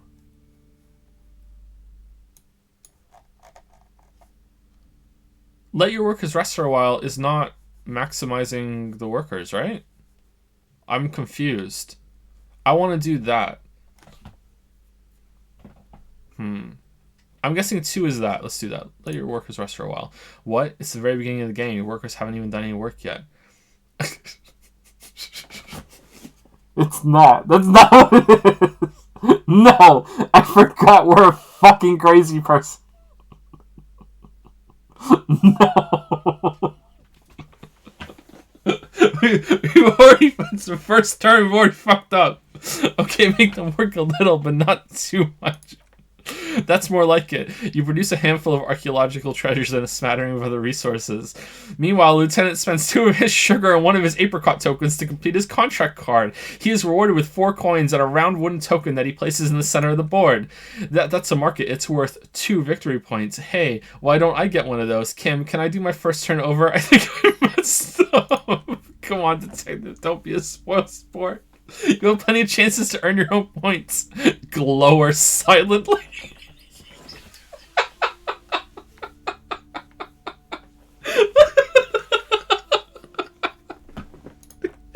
Lieutenant turns your baleful look with a satisfied grin. Glancing over the board, you see several... My dumbass thought we were actually gonna play a game, but no. It's just another fucking vehicle for our fucking alcohol-addled fucking piss-for-brains guy to fuck up again. Glancing over the board, you see several possible strategies. Pressing more workers into service would increase your economic output and help you survive a possible conflict with the Lieutenant. Or you could ignore your labor supply and focus on fulfilling contracts for points and resources. Those aren't your only options. You could also show your workers how much you appreciate them by investing some of that wealth in them. After all, they're the ones producing wealth for the suzerain. Well, sure, you can do that, but it's not a terribly effective strategy. But then, it's up to you. Invest in your existing workers. Press more workers into service. Focus on fulfilling contracts. Kim, what should I do? That's up to you, Detective, but remember, the objective of the game is to earn victory points for the suzerain. You should probably pick one strategy and stick to it. Trying to do a little of everything is usually a bad idea. But what about the workers? The workers are just there to produce raw resources. You're not supposed to worry about them too much. Lieutenant assumes you're playing by the rules as written. But what's the point of playing if you can't make your own choices? Invest in your existing workers. To Lieutenant's puzzlement, you spend several turns building various improvements to your territorial infrastructure. Soon your workers have access to clean water, paved roads, and basic hobbies. In return, they produce 1 extra resource per turn. Gaze on your workers like a benevolent parent. Grimace at them for not working hard at number 1. Too bad investing in your workers just isn't worth many points. What do you mean? Take a look at the scoring tables in the back. Lieutenant turns to one of those appendices you skipped over earlier. You see table 8C that investing in territorial infrastructure multiplies your final victory point total by 1x, which is to say not at all, whereas erecting monuments in Revachol gives you a multiplier of 5x. So you're saying the values of the ruling class are completely divorced from the well-being of the people who generate their wealth. So you're saying I should treat my workers like disposable labor instead. So you're saying I fucked up. Number 1, sorry. Yes, precisely. Now it's the Lieutenant's turn to respond. He moves aggressively onto the Safri territory. Soon his workers are producing a steady supply of extremely valuable apricots. For several turns, you struggle to respond to the Lieutenant's burgeoning apricot empire. Eventually, you relocate the majority of your workers to Supramundi and Serra Marisa, where they begin producing a bumper crop of cocaine tokens. You draw a new contract card. According to the text, there's an aristocrat willing to trade a large supply of cocaine for a number of coins and access to a rare bonus, amplified music worth 7 victory points. You know, This isn't unlike the situation the historical Revacholian suzerainty faced in Safri in the middle of the last century. Tell me more. Well, the suzerain was looking for new markets for all of the cocaine it was producing, and it settled on Safri. By introducing cocaine into Safri under exclusive contract, the suzerain had created an extremely valuable captive market for an extremely addictive product. That's fucked up. That's brilliant. What does that have to do with the game? That's fucked up. If you could somehow get the lieutenant's workers addicted to your cocaine, you could not only make them less productive, you would also force the lieutenant to pay you for your cocaine tokens each turn. Can you even do that? Yes, you can. It's right there in the rules. You've reached a critical strategic juncture. How do you respond to the lieutenant's aggression? Rock and roll, baby. Go for the contract. Give back to the workers. Sorry, Kim, you're not going to like this. Introduce the lieutenant's workers to cocaine. Attack the lieutenant and steal all his resources. I'm bored with this. Let's go do something else. Okay. All right. Kim is best boy. Kim is best boy. Would Kim appreciate and would he even enjoy that we're playing the game by the rules? Or would Kim appreciate it more if he won?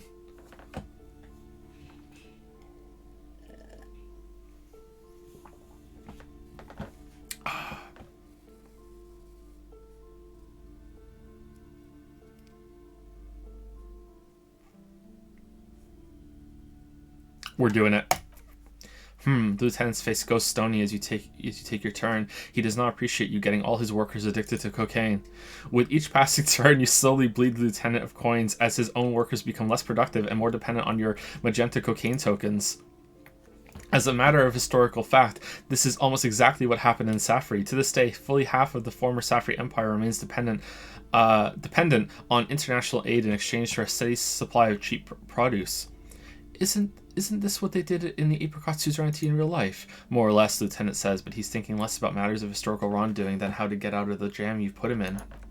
Realizing victory is slipping away, the lieutenant launches a desperate gambit. Protectionism. By erecting tariffs on your cocaine, he hopes to starve you out of the market at the risk of incurring the suzerain's disfavor. The endgame is upon you. Do you escalate the trade war with the lieutenant in hopes of crushing him with your economic might?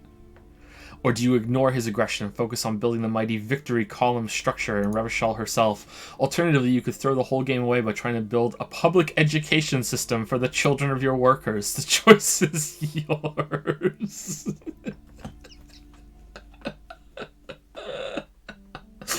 For almighty Revachol, go for the victory column. It's on Kim. Launch a trade war. Build a public education system. Okay, I'm building a school founded on cocaine. Cocaine school.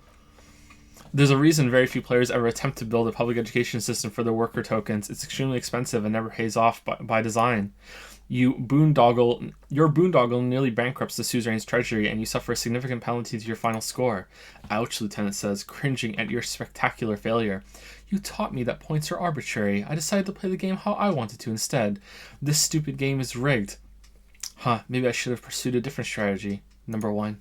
Lieutenant opens his mouth as if to issue a blistering retort, then hesitates. You know, Detective, there's something admirable about that, in its own way. Now let's tally up the scores, shall we? Computing the final scores is almost a game unto itself. You each spend an inordinate amount of time making stacks of coins, consulting tables, and struggling with basic addition and multiplication. After double and then triple checking your maths, you have your final score. -5 victory points. You'll be lucky if the suzerain doesn't have your whole family executed for such a pitiful performance. Lieutenant looks up from his tabulations. I've got 20 points, he says, slightly embarrassed at the point differential. Well, there's always next time. Figuratively, I mean. There's no way we have time to play this game again. Now let's clean up and get back to work. You hold the open game box before you. That was fun. Hey, Kim, you want to play this game now?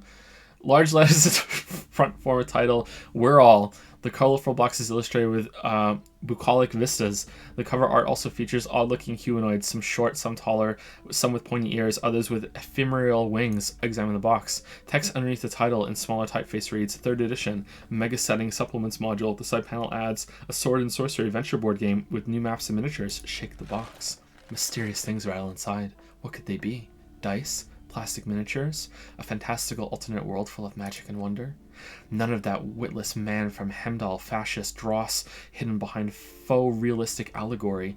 Whirl is no cliche-ridden apologia for colonial violence. Whirl is pure imagination. Yes, the world setting is known for its complicated system of political alignments, but if you're not into that, you can just hack your way through dungeons in search of loot. That's what most people do. Look at the back. A blurb on the back reads, "Tired of the tedium and toil of modern life? Escape to Whirl. Leave behind isolas and nations with their petty squabbles. Discard electricity, magnets, and boring technological widgets. Succumb to a world of high pastoral fantastique what? Succumb to a world of high pastoral fantastique. Okay, unleash your imagination and create an adventure of endless possibility to discover the terrible secret threatening Whirl. Can your band of adventurers save the world? Yes. We're ready to take on this challenge." Exactly, that's the spirit. All you have to do is read an intricate rulebook, study an assortment of maps, unfold the illustrated game board, and start rolling dice. In no time, you could be romping through grasslands with low-level characters hunted by ice skull riders, or battling unspeakable monsters in endless dungeons fraught with danger and despair, conjuring up forceful magics to aid your quest. Don't forget heated arguments escalating to physical confrontation with your friends. And most importantly, never forget to rage quit if the dice don't go your way.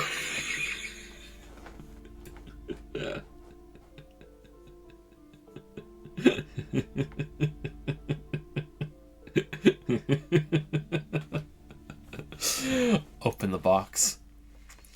You pry open the box. Inside you find a folded up map, a small booklet, a 24-sided die, and a little plastic figurine. Look at the map. A reprint of a crude hand-drawn map. The top left corner reads Lands of Whirl. The map features both small villages and mid-sized towns with odd names. In addition to meadows, forests, hills, lakes, and seas, also with odd names. It doesn't seem to correspond with anything you've seen thus far. It's not a very helpful map. Look at the booklet.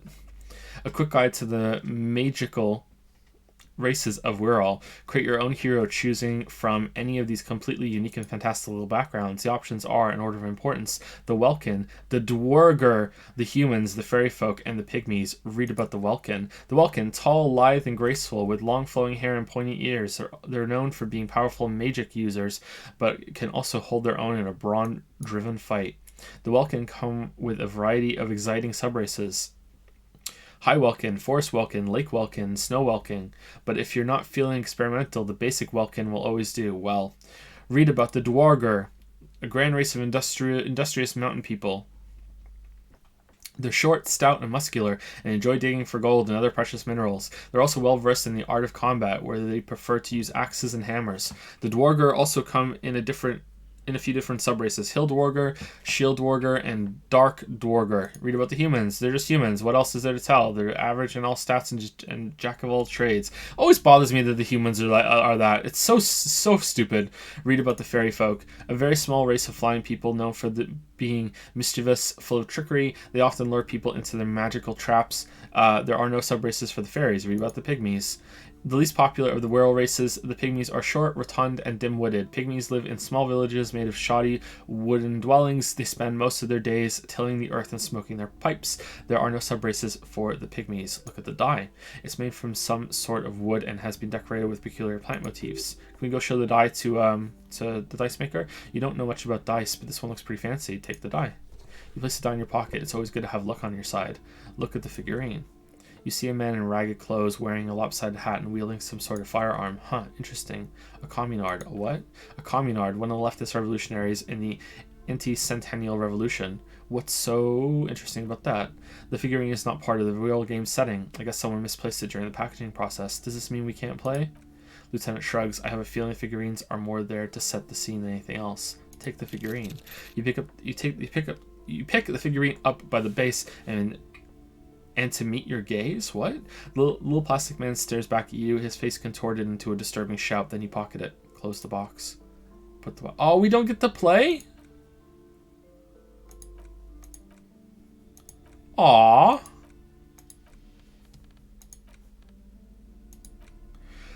What a nice little figurine. A turn of the century leftist revolutionary in ragged clothes. On his head lies a lopsided hat, seemingly an ushanka. In his hand, he carries a little musket.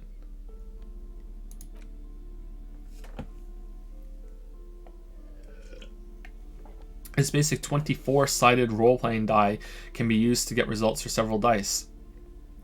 It's made of East Semines snakewood and embellished with plant motifs. It reminds you of plain and hill Welkins. Note: look at the map tab in journal to see which white checks have opened.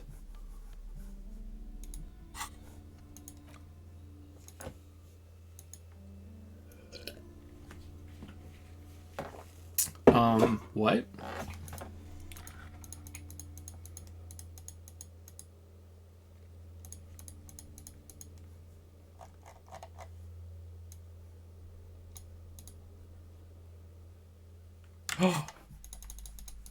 Can we go do the 97% check again?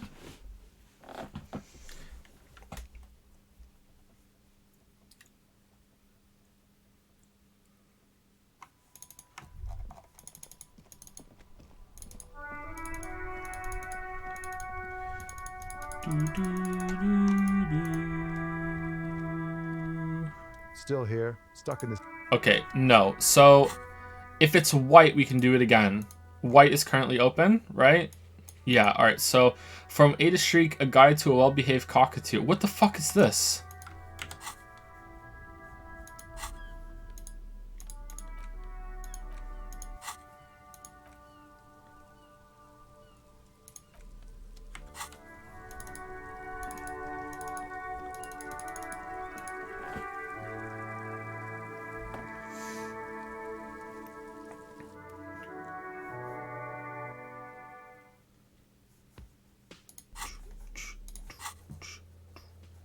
Okay, so Mara did not open up. Joyce, Kuno, sleeping dock worker with the physical instrument. I don't even remember the sleeping dock worker.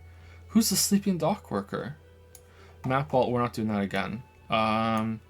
Inland Empire with Kim, we haven't done that one. Mirror. Oh, the mirror did open. Wait, what? Oh, electrochemistry one. Oh, to stop making the expression. Alright.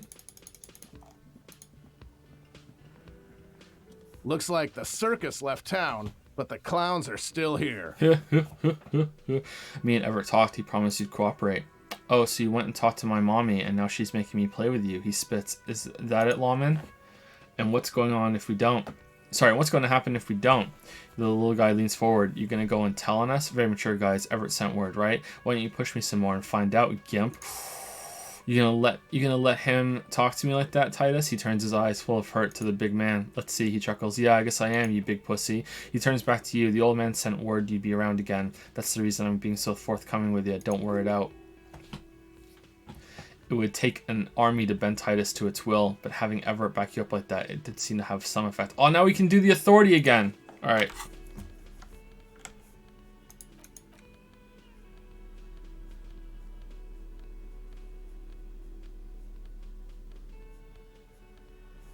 Okay, we have minus authority from the Ledger of Hatred.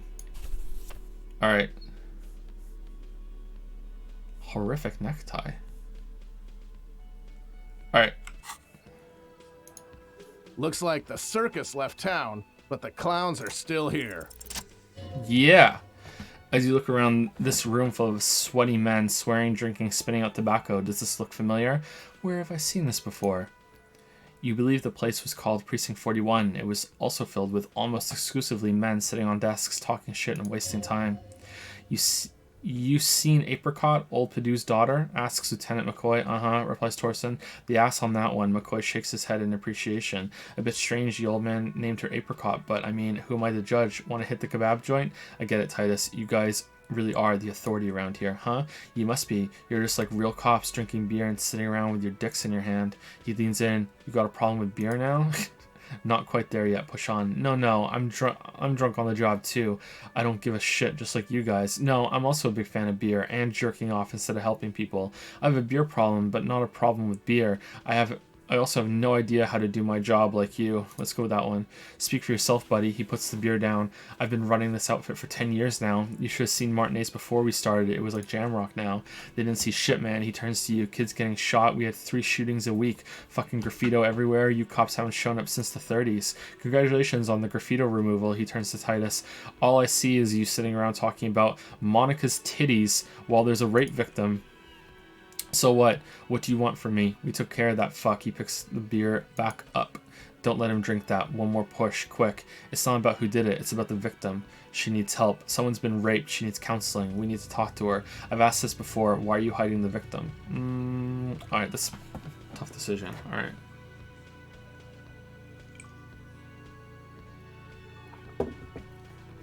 I say 1. Titus, he looks at her. She stops mid-sentence. That's it. You got him. He's going to give it up, but on his terms. You want to help her, cop? Fine. I'm going to let you help her, but you treat her with respect. If you don't, if you question her, harass her, Titus taps his chin with his fist. A freight train of pain, buddy. Lieutenant takes out his notes. What's her name? Klasje Amando. She's staying here at the Whirling Rags, a real pretty one. Silvery jumpsuit blonde. Titus adjusts his cap. That's Amando with an OU. Alright, so the rape victim is the one that we went up to and said, I want to have some fuck with you? Is that really what was... Oh, God, drunk man. Shit, the girl upstairs that can't be here. Remember what you said to her? You told her... Yeah, okay.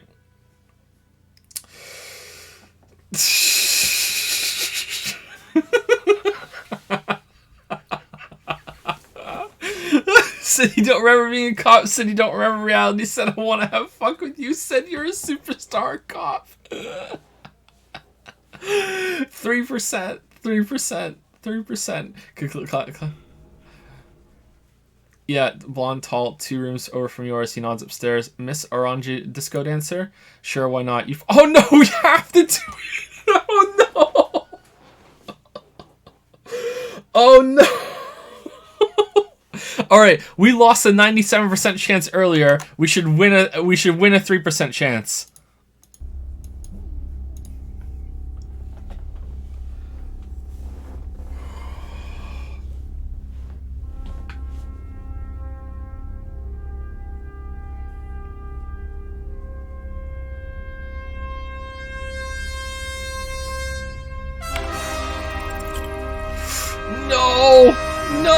No, halfway there.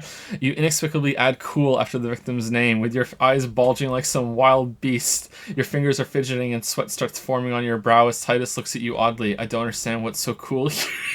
Nothing. He gives you a sideways glance. Just have a few more questions and we'll be on our way. It sounds like you're having a heart attack. Whatever you said, it couldn't have been that bad. Please relax, calm, normal. Try to forget this little hiccup. So what was her relationship with the mercenary? So, the rape, when was that? So, scratch your head. What is your relationship with her? I think I laugh nervously. I think I know her. Thank you. We'll talk to her. Okay, do we spaghetti out? Or, like, what was her relationship with the mercenary relationship? There was no fucking relationship. He raped her. That's the relationship. It was like that karaoke incident all over again. Or like some of the other girls he was harassing. Okay, enough. All of this is relevant to your state investigation. So, the rape, when was that? He did it before we killed him. He's not going to do it again. He crushes his half-empty beer can, so what does it matter? It would help if we establish a timeline. Alright, 2 weeks maybe? I don't know. I need another beer. He turns to Glenn. Here you go, boss. The tall blonde throws him a can. Titus cracks it open. So, scratch your head. What's your relationship with her? I know her. He looks around, and an uncommon silence fills the room. How well do you know her? A small twitch in the corner of Kim's mouth. He has a hunch about what knowing means. Well, enough, copper. We partied. She's been here for a few months. He crosses his arms. So she's not from around here. I see. Okay, that's cool. Another question. So she's not from around here. You mean Rochelle? Nah. Our Miss Orange disco dancer is an immigrant or a drifter of some sort. Been staying here over the winter. Don't you give her any more trouble. The fat guy blurts out. She's just had some bad luck, that's all. Shut up, Angie. He slaps his forehead. Sorry, she doesn't need your help. Titus gives them both a look. They fall silent. What's with all the silences? It's like these guys don't know how to feel about this. You should keep picking at it. You said you partied. Cool, that's cool. But what did you mean? What do you think I meant? Was it sex, drugs, avoid his gaze? Did you do karaoke? Laugh nervously. Sex, drugs, and karaoke, right? All right, let's go. Yes, yes, and no. He looks at you straight in the eye. Got something to say about it? So you're saying the two of you were close. Wow, you're saying you don't like karaoke? No, we just fucked, that's all. He states matter-of-factly, I'm not gonna give you any details, that's what you're after, so put your dick away. He really went out of his way to seem comfortable with this topic. That's all you're gonna get for now. He's doing a good job here. A commendable performance of I don't give a shit. I think I laughed nervously. I think I know her. You don't know her. You're wrong. I do. Not the way I do. All right. Thank you. We'll talk to her. All right. That went awfully. He points his beer can at you. Remember what I said. Freight train of pain. All right. Kim, I don't want to talk to you, Kim. Kim. Officer, what was that? What was what? It was nothing. You mean the sweating and the fidgeting when he mentioned your name? Yes, I think I know that woman. And the sort of quivering jello thing with the eye, points to your twitching eye. His art. It's an art thing you wouldn't understand. I think I know that woman. The victim, is there something I should know before we talk to her? Whatever you do, don't say the first thing. I didn't What the fuck, game?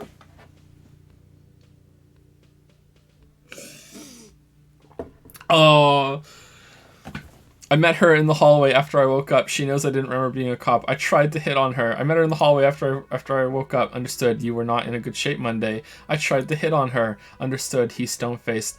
Better not to add anything to that. She said I'm going to have to interrogate her later, and it's going to suck for me. It is. He nods. This would have been good to know before. It didn't come up. It should have. Anything else? She knows I didn't remember being a cop. Okay. He nods. That's manageable.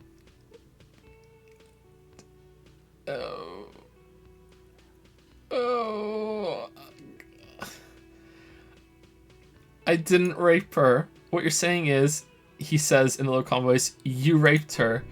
Ice is forming on the inside of your chest cavity. Cold sweat trickles down your neck. No. Then don't ever say that again. There's a pause. What else? Nothing. Let's move on. He nods. We'll be all right, officer. This is nothing. You feel fortified by his assurance. It's going to be all right.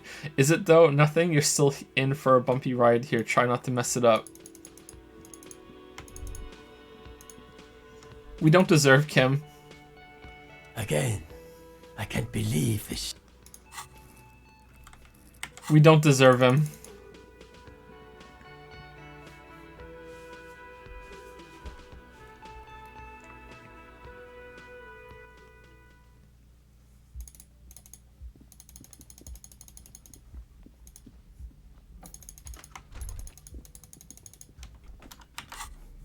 Okay, so we need electrochemistry. We have +1 electrochemistry. Is there anything else for electrochemistry?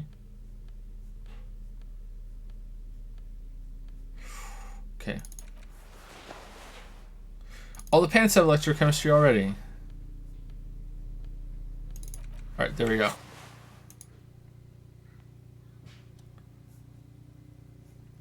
Attempt to stop the expression from happening. 3%.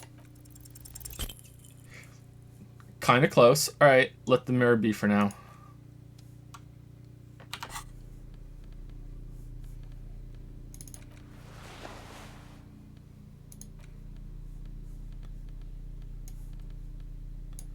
Can we just walk around with a bottle of booze in our hand?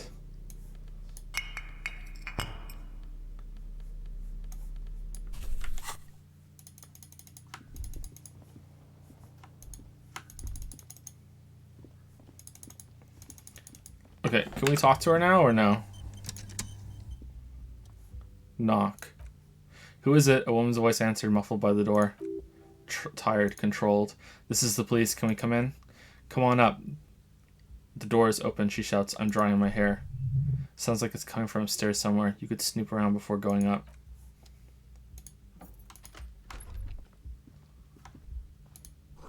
Piles of dirty clothes, a woman's. Hotel bill calculations. Looks like she's had an extended stay. Oh, cool. Recycling bottles. We're so professional. We're so professional. You see the yard below. The corpse is no longer there. This medicine cabinet is full of wares. Sheets of pills haphazardly stacked one on top of each other. There's also a toothbrush somewhere in there. No, we don't need to look at that. No. Unless. Look at the medications. Pharmaceuticals line the shelves, sheet upon sheet, and pill bottle next to pill bottle. Acetylic acid, APAP, eye drops, blood thinners. There's quite the collection here. Anything of note? He asks in a lowered voice. Search the bottles. Pill bottles rattle like bones as you search the cabinet. Paracetamol, histopyridol? I don't know what that is. Something in a foreign language you can't read. Behind them, an unusually shaped nasal spray. Its label reads Nacra. Nacra. This used to treat opiate overdoses. Always handy to have around. Whispers Nacra. Opiate antagonist. Interesting. That's used for diamorphine overdoses. Lieutenant nods, then looks at the door. Search the pill sheets. Among some foreign, probably Messian or Gottwaldian marked red blister packs you find. What do you find? This is going to take a little know-how. Okay, close the cabinet. Hold on. Sorry, Kim. I need to change into my electrochemistry clothes.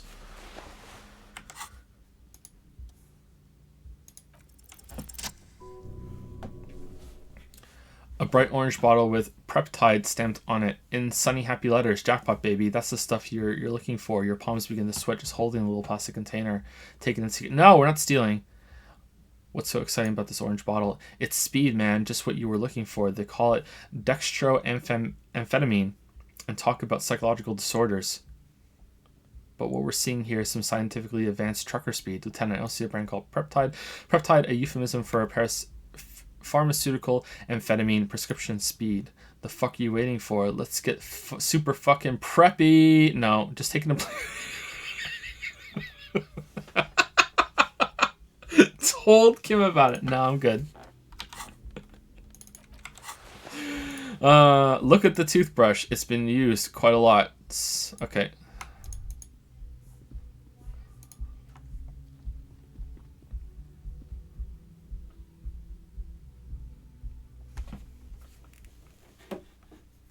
Okay, so before we get into this conversation, I would like to say thank you to some people, because I'm behind. Chronos Page, or Chronosphage, not sure. Thank you for the 313 sub. Thank you very much. Sorry I didn't see it until now. Same sorry to 004XX for the 1113 sub, because this was 20 minutes ago. Hey Joe, can't watch as much as I like because of college, but I'm looking forward to your next video. Me too, Zero. Thank you very much for the resub, and sorry it took me so long to see it. Thank you, Parallax Gamer, for the 2-month resub. I just wanted to let you know it's not about enabling Yaya, it's about revealing you as the scum you are. A weeaboo. Love you, Joe. Can't wait for whichever video Geralt's there.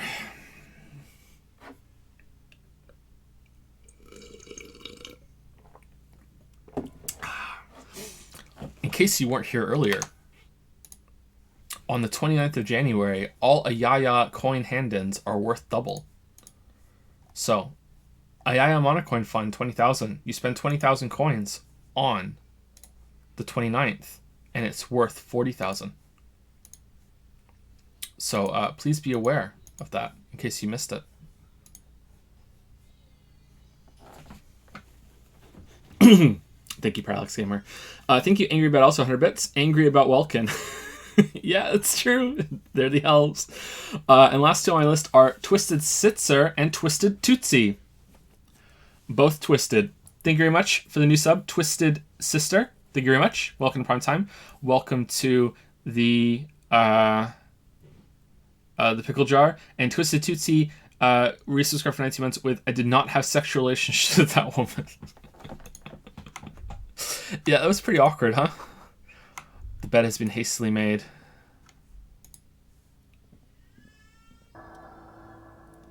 This window is pristine on the inside, unlike the one next to it. Light from the desk lamp reflects off the glass in an untarnished golden halo. Run your finger across the surface of the glass.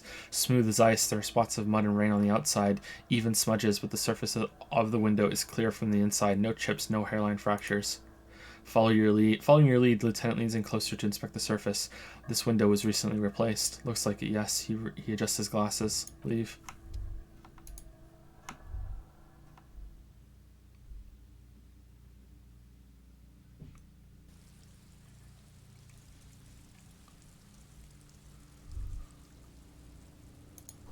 Smell cigarettes, smoke in the air, Astra, menthol. Oh. Don't mind me.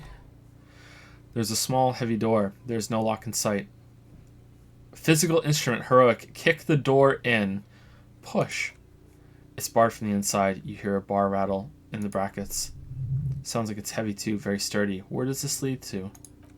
I don't know. He makes a note of his notebook. It's not the first closed door we found in this building. There's also your mysterious blue kitchen door. Do you think it's important? I don't know. The further we get, the more this building seems to be tied to the case. The vigilantes, the cadaver, and he nods toward the young woman. A number of people connected to the case are in or around this building. This door is part of it. It's not unimportant. See, the main investigation and the door below are merging into a stereo investigation. I could say something, but I'm not going to because I don't gloat. I hate it when that happens. Oh, nice. We just leveled up. All right, so we can get perception back up again and inspect the corpse because that's what I really want to do right now.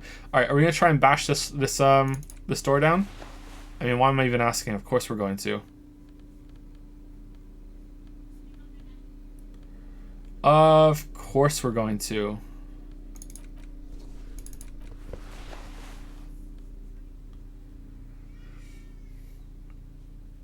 Okay, is there any other physical instrument buff? I thought we had a different physical instrument buff.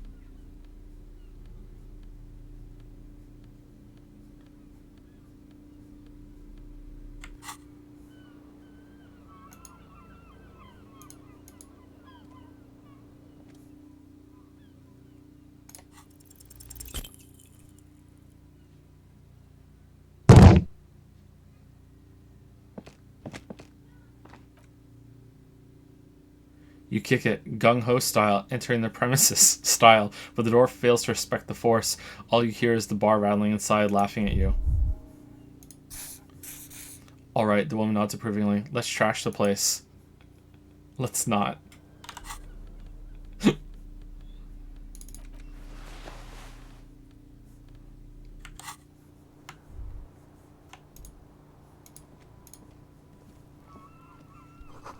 Cold coffee and an ashtray that looks like a hedgehog. Look, a handful of dried white wildflowers, not wild white flowers. Just as you look at the flowers, a gust of wind raises them from the roof, picking them up from the air. Hand-eye coordination, medium. Move your hand fast. Discard chance. All right, are we gonna hit her in the face?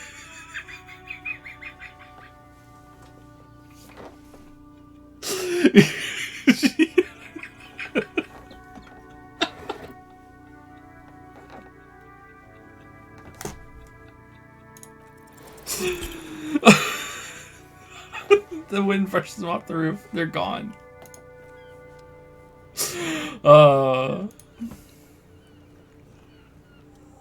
Welcome to the roof. I feel like we've had statistically bad luck today. Improbable bad luck. Welcome to the roof. The young woman has a cigarette in one hand and a cup of coffee in the other. Her hair is still slick from the shower. I'm sorry for the mess down there. The cleaning lady hasn't come by in days. I'm beginning to wonder if she ever will.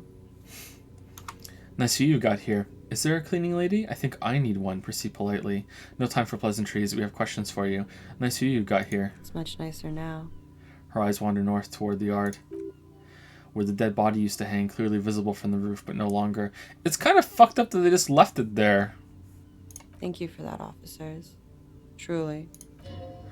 There's something in her light brown eyes, a sadness, when she thinks about the death of that man.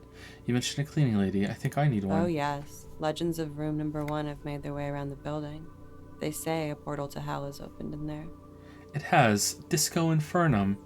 Hell, you know not of which you speak. There are vortices of dark energy present, but not to hell, to another place, a third place, much different from our world. Suddenly we're Gundam? No, I just trashed the place. Disco Infernum. They also say that's why the cleaning lady quit. Because of the Infernum. I'm Kim Kitsuragi. I'm a detective from Precinct 57. I believe you have already met my colleague from Precinct 41. Have I ever? This is the one and only superstar cop. It's kind of a big deal around here. Hear that, Kim? I am a huge deal around here. This is part of the thing I told you about. I am sad to say I have shifted copotypes.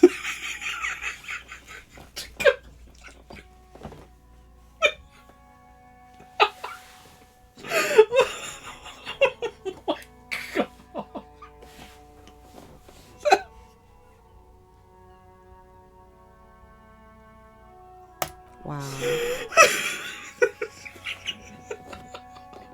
Wow, he rises from the coffee cup in her hand. Things are very far from wow, little miss. Lead in. I am a changed man, a cop reborn to repent my shortcomings. I am the sorry cop. Oh no, we're not art cop? God damn it.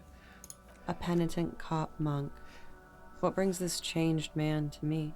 Miss, we are investigating the murder of the man down there. The people who put him there have asked us to talk to you. I see. She takes a pensive drag of her menthol cigarette. Be careful. Ask something else first. When you go there, use words like, I hear you've been through something difficult. What's your name, miss, for the record? Nice room you got here. They tell us you've been through something difficult. I notice your room is close to mine. I have a personal question. What's your name, miss, for the record? How do you pronounce your name? Clash G? Clash J? Amando? Classia? Classia. Am I saying it right now? Classia? Classia? Oh, that's kind of pretty, actually. I like that name. Classia. Same name that Titus gave you. It sounds Orangeanese, as does her accent. Classia. Her birthmarks also signal orangey. You don't know why, but orangey girls tend to come speckled with them. Are you from Orangey? How old are you? What do you do, miss? What is your specialization? Can we take a look at your passport, please? Thanks. Thank you. That's it for the record. Orania? Classia and Orania? Okay, I'll try to remember. Are you from Orania? Right, sir. Vredfort, Republic of Orania.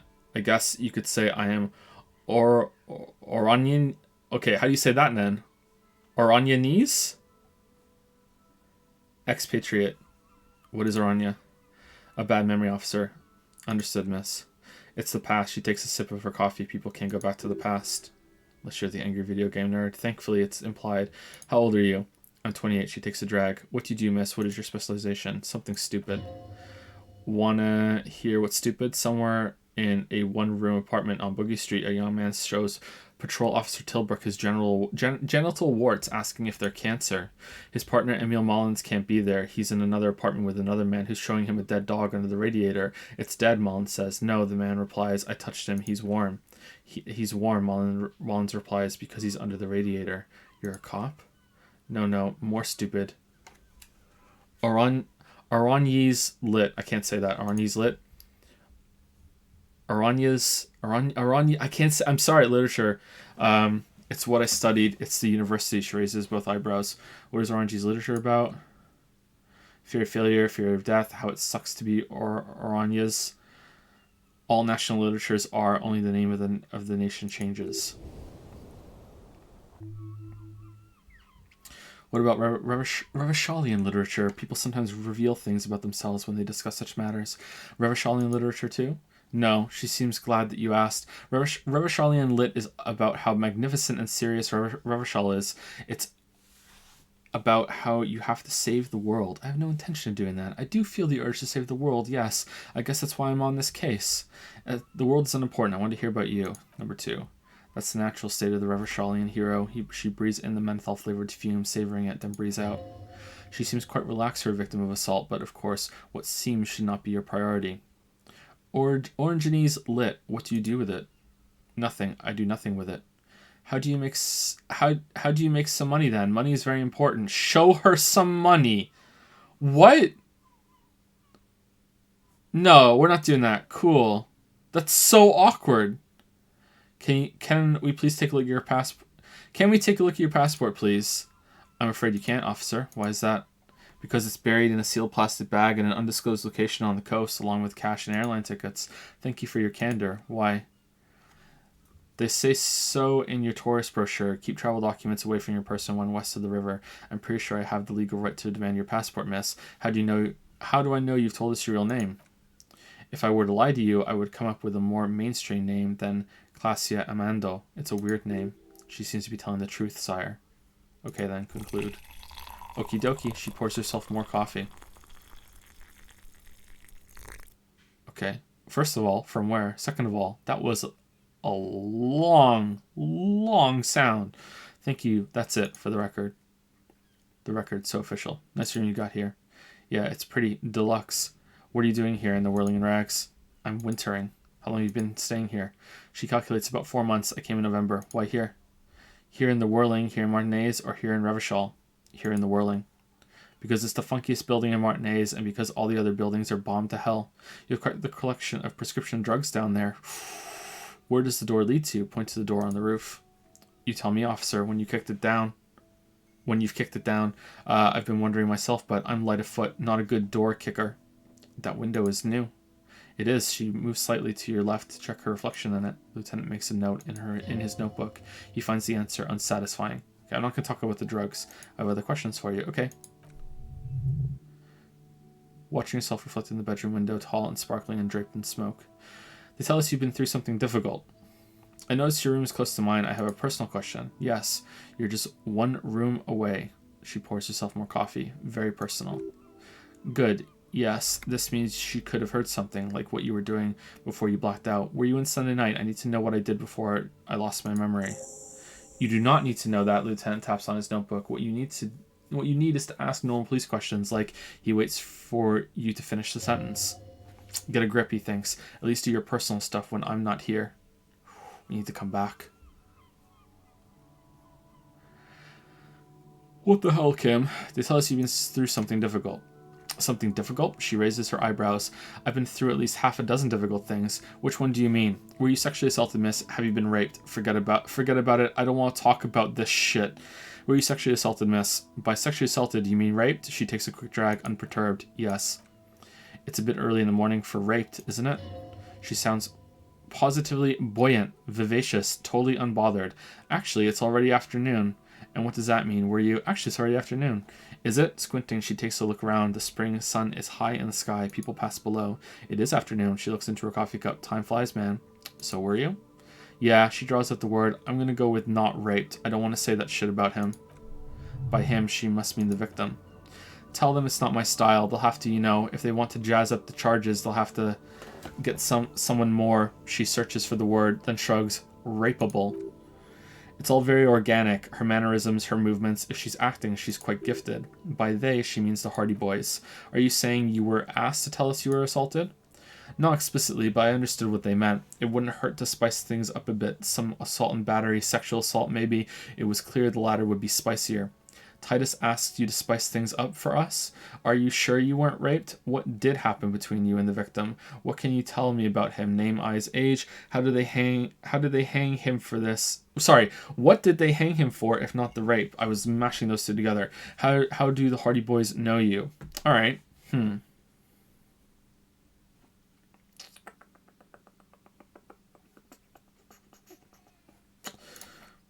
Pretty much. She cradles her coffee cup in both hands.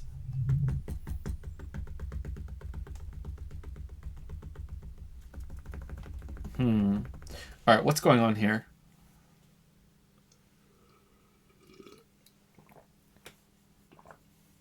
Are you a strike breaker plant too? Are you sure you weren't raped? Wow, we're gonna ask that. Alright.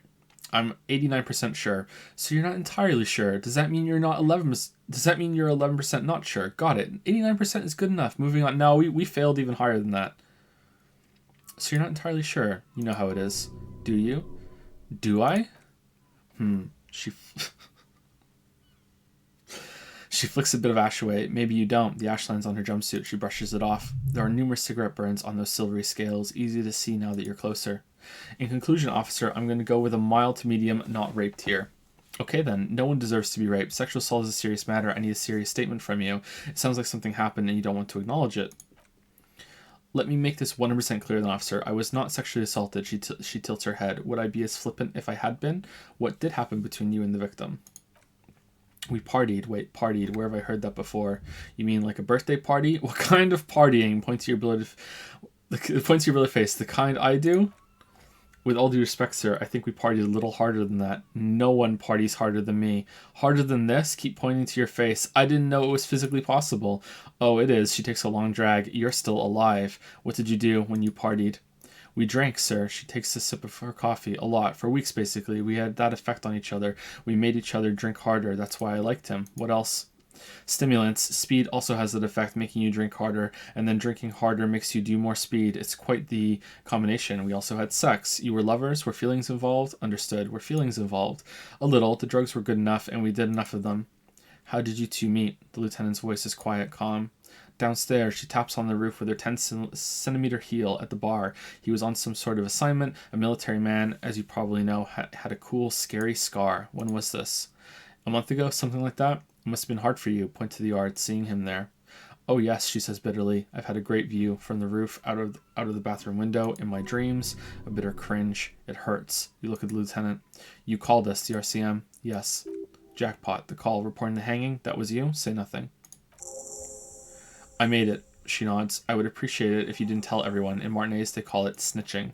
Reporting crimes is confidential and never shall miss. Before we go on, if it's snitching, then why do it? The caller's voice was disguised. I didn't exactly disguise it. I just muffled the mic and nicked the landline a little. Nicked it? How?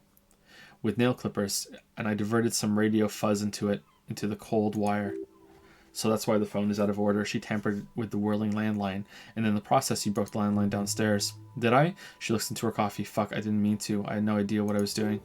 Jigsaw falling into place. This is satisfying. Good catch. I appreciate the symmetry. Why go through all the trouble?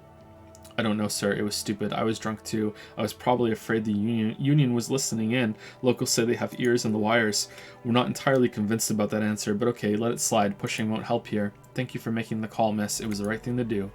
I didn't want to, sir, but if I hadn't, he'd still be hanging there. What can you tell me about him? Name, eyes, age? I'm sorry, I can't do it. She puffs on her cigarette. Not right now. Later, maybe. I keep seeing him like he is now. I can't talk about his, I don't know, hair. Another puff, more nervous. I know it's difficult, miss. We can return to it later. She meant she sees him in her dreams. I've also seen him in a dream.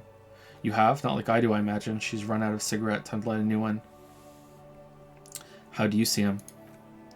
You don't want to know. She looks into the pack. It's light green. Then pulls out a ciggy. I see him as me. She dips the cigarette into the lighter's flame and inhales and looks at you with her lungs full of smoke. I can see the similarity, yes. She breathes out through her nostrils. The air smells of menthol. Funny, the lieutenant says softly. Funny how? Nothing. He nods toward the yard. I also saw him. We had a long inspection and that sort of thing. Sticks with you. Let's move on. Ooh. Okay. What did they hang him for, if not rape? He had something to do with the strike. One has been roiling since I got here. Rotten timing, she thinks, but you probably know all about it. And his role in the strike was what? I think he was in a security detail. He was ex-military, worked for Wild Pines and against the Union. We didn't discuss work much, if you know what I mean, but I understood it was dangerous. And they lynched him for it? She nods. How do the Hardy Boys know you? They're frequent guests downstairs. She looks at the floor. It's tarred. They have a booth for Union members. They're probably down there now. And how did you meet? Over drinks. It's been a long, boring winter. Did you party? A little, yeah. Like you partied with the deceased? No, not as hard. I'm sorry to have to ask this, but have you had any physical relationship with any of the Hardy Boys? I have. Which one? Which one, sir? I don't remember precisely. Titus, obviously, but as I said, it's been a long winter. Thank you for telling us all this, miss. Conclude. She breathes a silvery sigh of relief. The weariness, the air on the roof feels... Sorry, and weariness, the roof on the air... the air on the roof feels humid. The roof on the air? We should head back downstairs, officer. The lieutenant looks at you. We may have things to discuss there. I had something else before we go. A little thing. She nods. Silvery cigarette fume disappears into her mouth. Volition, look her in the eye.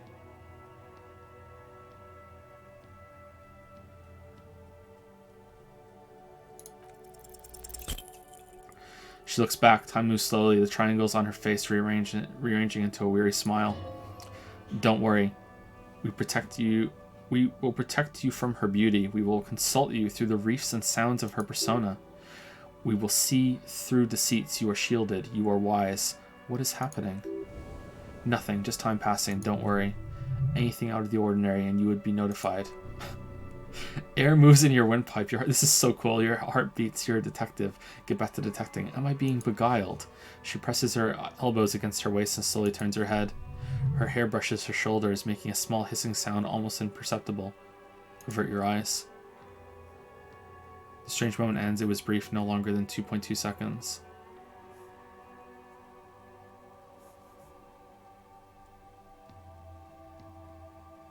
I don't trust Glacia. Why not? I'll be here until 11, drinking coffee most likely.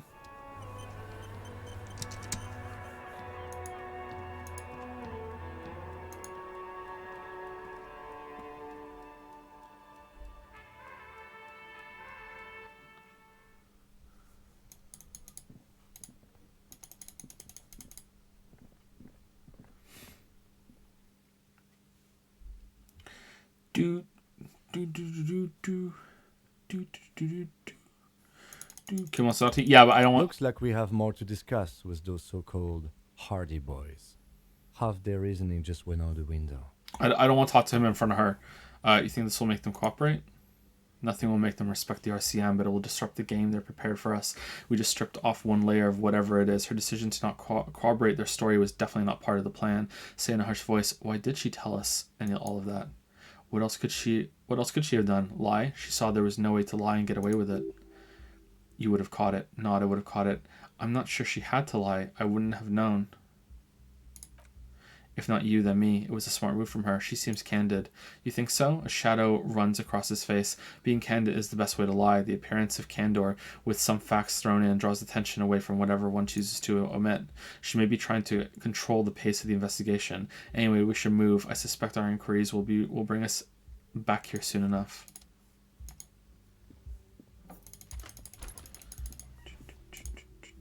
Alright, is that what you wanted to say to me, Kim? Yes.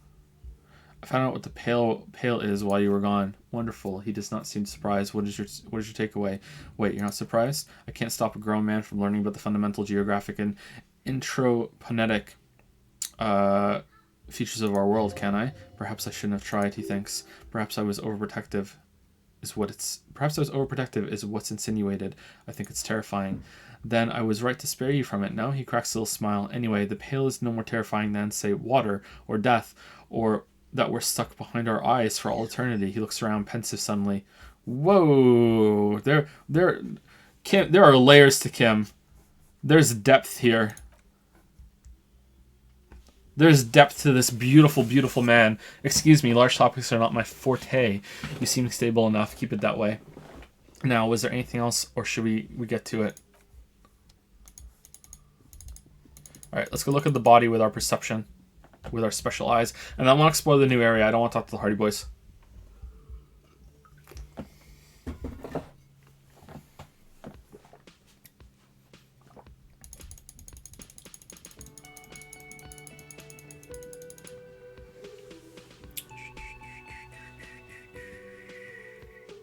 If you were playing as Ultimate Art Cop Yusuke, why aren't you wearing a Heigo hoodie?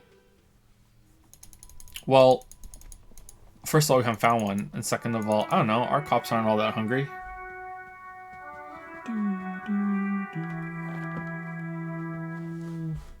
Remember about the body and the fish? Yeah, that's what we're going to go do. We leveled up perception for this.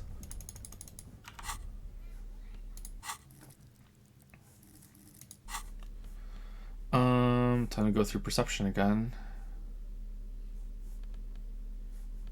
If it's low, should we go look at perception glasses? 42. Maybe we should go get perception glasses. Why aren't we doing the check with him? Because it just doesn't feel like an art cop kind of thing to do. Like, one of the, like, we're kind of playing it fast and loose with the whole RP that we're doing, but one of the things I'm trying to stick to is that art cop never steals, and art cop very rarely lies. We have lied a couple times because it just seems like the best thing to do, but like malicious, just willful lies, like, nah.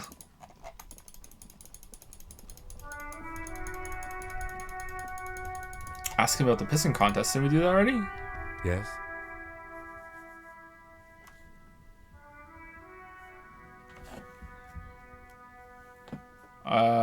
I don't see a way to ask him about the pissing contest. Oh, it's here. Now we've inspected the scene. I want to know more about this pissing competition. Okay, I dislike it when there's new things and it doesn't highlight the text option again. What's there to say? It's just stupidity. What kind of stupidity? The cop part. Our precincts can't decide if Martinez is part of Jamrock or the industrial harbor, yours or mine, as if we somehow own parts of the city. Typical street gang mentality. So we've let the union make a mockery of the law enforcement here, and now it's come to its natural conclusion. So this is a struggle over who runs Martinez. Well, sort of. It's a matter of who gets to police Martinez than who has to. It's an orphan district, in other words. I think the dispatch desk just told both our stations about the hanging. There was quite the brouhaha at the 57th, I can tell you that. Time to settle it, they said. Cop off. But he leans in. I assure you, I am not their finest or toughest with 102 cases solved. What I am is the least interested in a pissing competition. So he volunteered to represent the 57th, but not out of competitiveness, on the contrary. So you volunteered to spoil it. What's special about Martinez? I wonder what this says about me, that I was sent by my station. sisters with Martinez. Martinez, nothing. It's just a puddle at the end of some drain pipe. No one cares about this place. They care about sports. Most of our colleagues don't even know how to get here. North of the interchange doesn't exist, so you volunteered to spoil it. Yes, I am an unrepentant spoiled sport. The lieutenant appears pleased with this. I wonder what it says about me that I was sent by my station. He raises an eyebrow, thinking it best to let you make the next move. Challenging success. It's all part of the master plan, you see. I'm a highly experimental cop, but if I am right, this is outre? Even by my standards, I was sent to teach you a lesson in style. There can only be one conclusion. I am the finest, a case-solving machine sent to outperform you in every way imaginable. I must be an augury, an apocalyptic omen sent by my people. Can you guess my message? I probably have an unbelievable kill count. Yeah, we have 3. I'm going to leave why I was sent unspecified.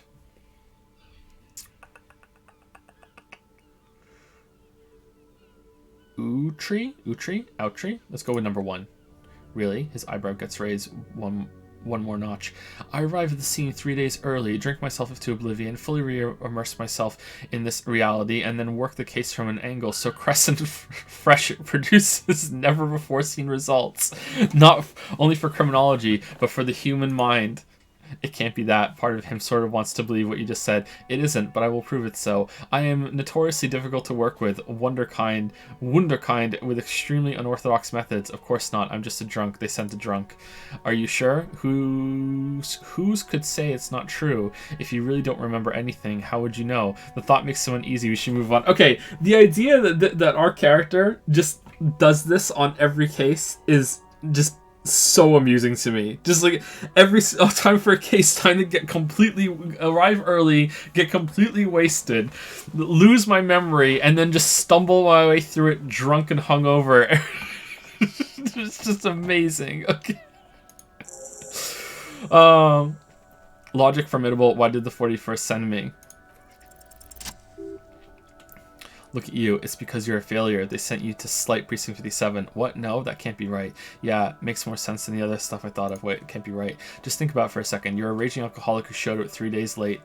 3 days late? Sent 3 days late wearing piss. I thought we were early. Piss-stained disco garb. You weren't sent here to win. Kim, what if my precinct sent me on this case because I'm a fuck-up, like, as a joke?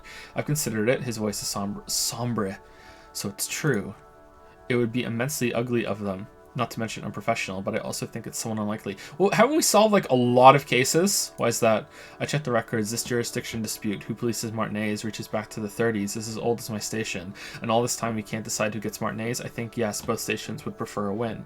So you are their finest. I'm the finest of nothing. Do you really see me as a safe bet? Safe? No, but you're old. You've made it this far. Something has brought you through. We've only just started working together, so I don't know what it is yet, but it's there. So no, I don't think they sent you as a joke, and even if they did, they're in for a surprise. Aw, man! He's right. There are no airtight theories, just paranoia. You've given it some thought. Let's go. Best boy! Seriously! Holy shit! Kim is turning into, like, candidate for best character of any game that we've played. Holy shit, he's so good! The lieutenant looks down the street. We can sell benches after we solve the murder. Let's go. Okay, can we sell on the bench when he's not around?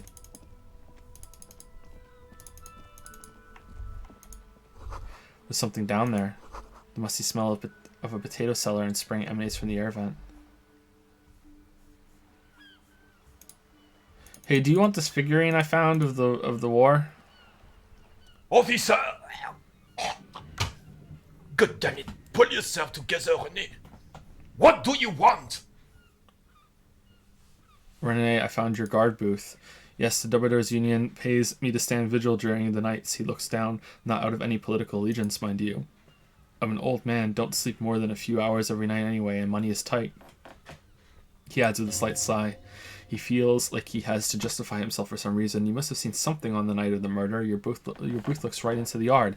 I saw a picture in there. You were in it. You looked happy. Who's the girl? His features stiffen and he gets a cold look. She is nobody. This is none of your concern. I refuse to discuss my private affairs with the RCM.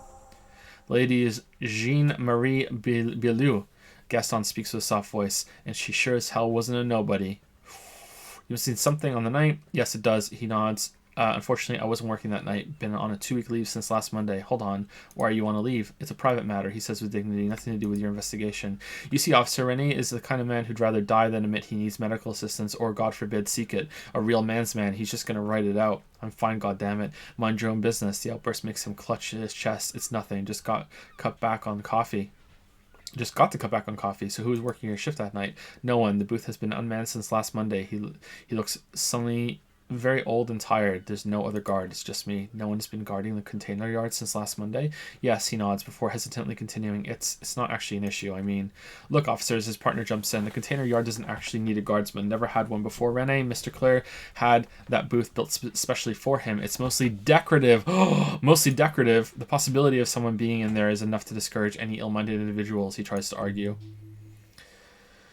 Everett created this job for Rene because he knows the Royal Carabiniers pension of honor and PTSD isn't something a man can live off. A decorated Kingsman collecting tar reflects bad on the whole neighborhood. His words, Everett gets it. Big guys looking after the small and everyone working together. I love it. Such dependency only weakens a man further. Do or die. There is no middle ground. Rene is but one man. I need a program. Get all the elderly back in the job market. Keep folks motivated. Rene should rent out his services, invest the profit. Get a few more guys. Expand and repeat. Wage work is a dead end. There's absolutely nothing wrong with tar collecting. It's my side thing too. Proudly hold out the tar bag.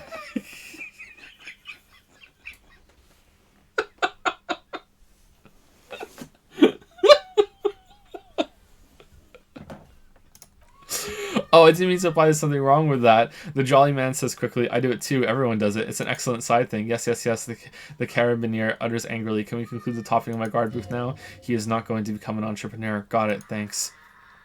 Composure. Know about Rennie's job situation. Still, okay. Wait. Was that a 5 and a 6? Were we one off? Holy shit.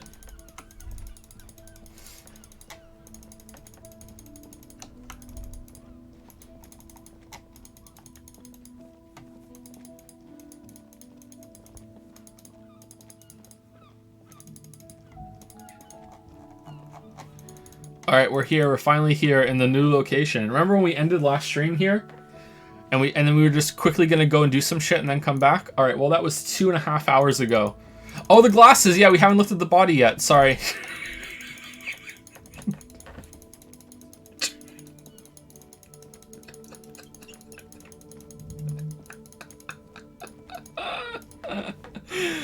The shine on those sunglasses lasts a lifetime. Oh, these don't increase our perception. Guaranteed. They lower it.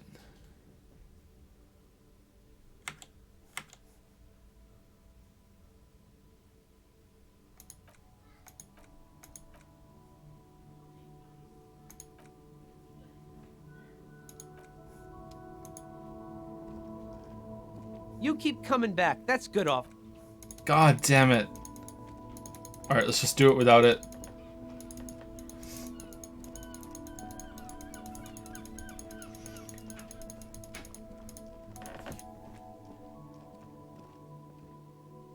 I just got here, so I was worried I'd miss exploring over there. No, we just...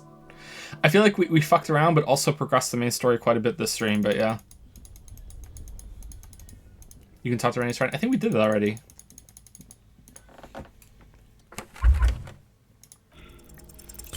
God damn it! What the fuck? You touched the... How many times have we fucking failed this?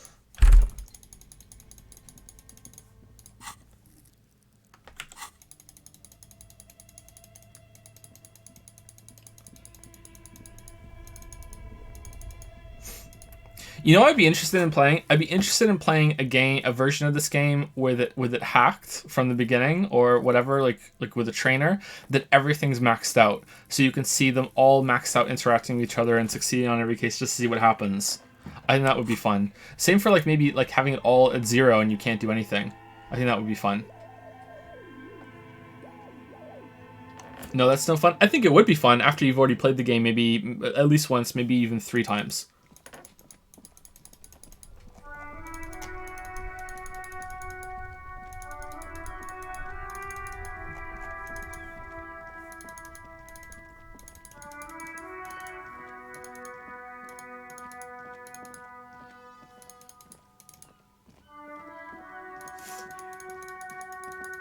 Gets one arrow and you know you can't fail. Well, it's not about succeeding and failing at that point. It's about just seeing what all the skills will say about certain things. Traffic beyond the gate, more abandoned motor lorries. Sign says no entry, someone scribbled an inverted star on it.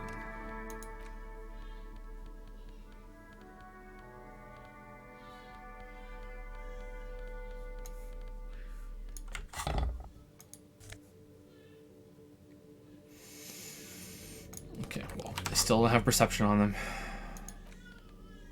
Empathy, but less logic. Visual calculus, but less drama. Let's go empathy, but less logic.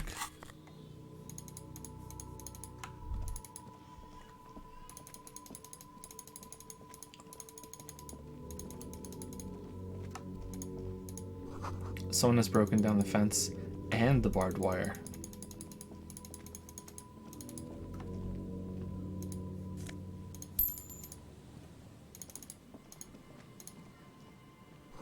Glory, says the graffito, to the ghosts of us.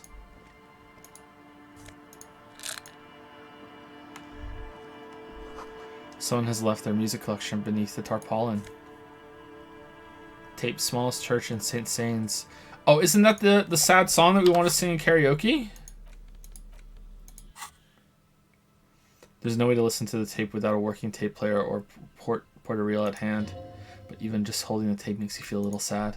A pawn shop would have a tape player.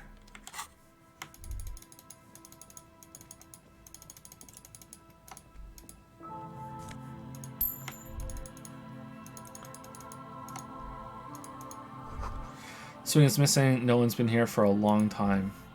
Rust peels off the bent iron posts of the swing. The wind whistles through the skeleton of the small hoose behind you. There's desolation everywhere. What happened here? In this yard, the lieutenant looks at the small building. A flock of gray swallows takes off in the distance. He's assessing the situation. How long ago was it abandoned? Someone thought they could have a summer house in a bloc obscur for cheap. It didn't work out. They abandoned it about a decade ago. Wait, what's a bloc obscur?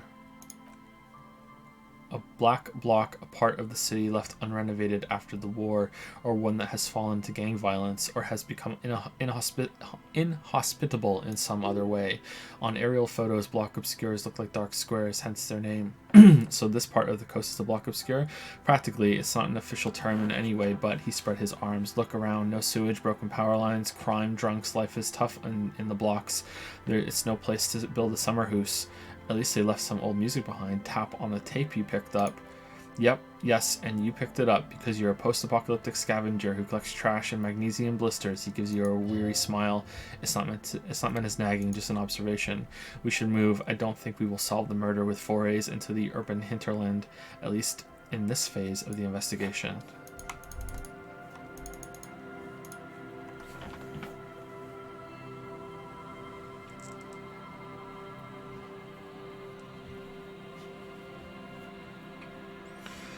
Thank you, Mike Huntis, for Timmy.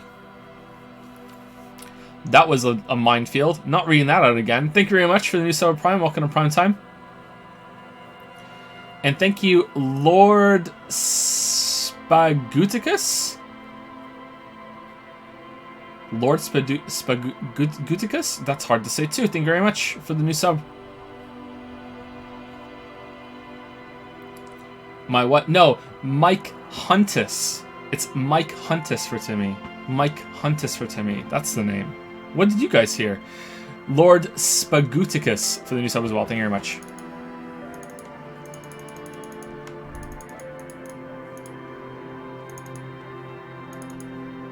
Why are we on so far left on the screen right now?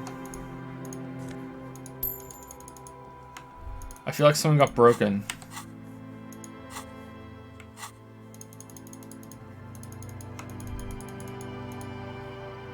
Ooh, okay.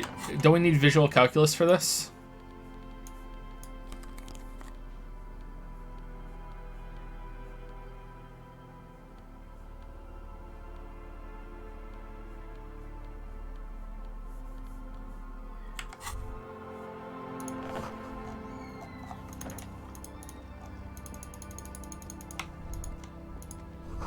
There's a boat tucked away underneath the tarpaulin cover. Great news, the boat is big enough for a grown man like you to fit underneath it in a supine position. Wait, what would I be doing under there? Great news, I found somewhere new to sleep.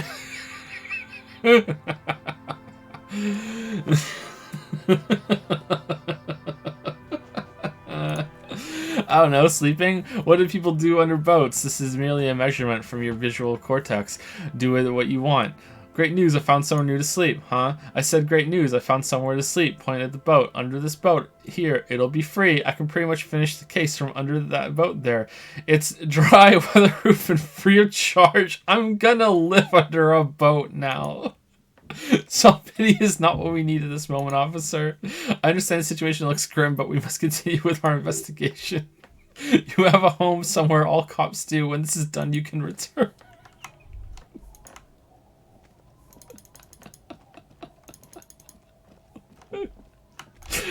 Oh, fuck.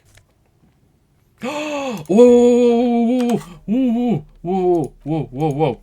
A dented stainless steel canister for transporting and storing heavy fuel oil. The logo on the side has been partially stripped over years of use. The government issued red dyed fuel oil inside. Looks like paint, although it smells much, much worse. Yes, yes, let's go. Dun, dun, dun, dun. Wait. How close are we to leveling up? All right, let's hold on. Let's finish this so we can do perception at the same time.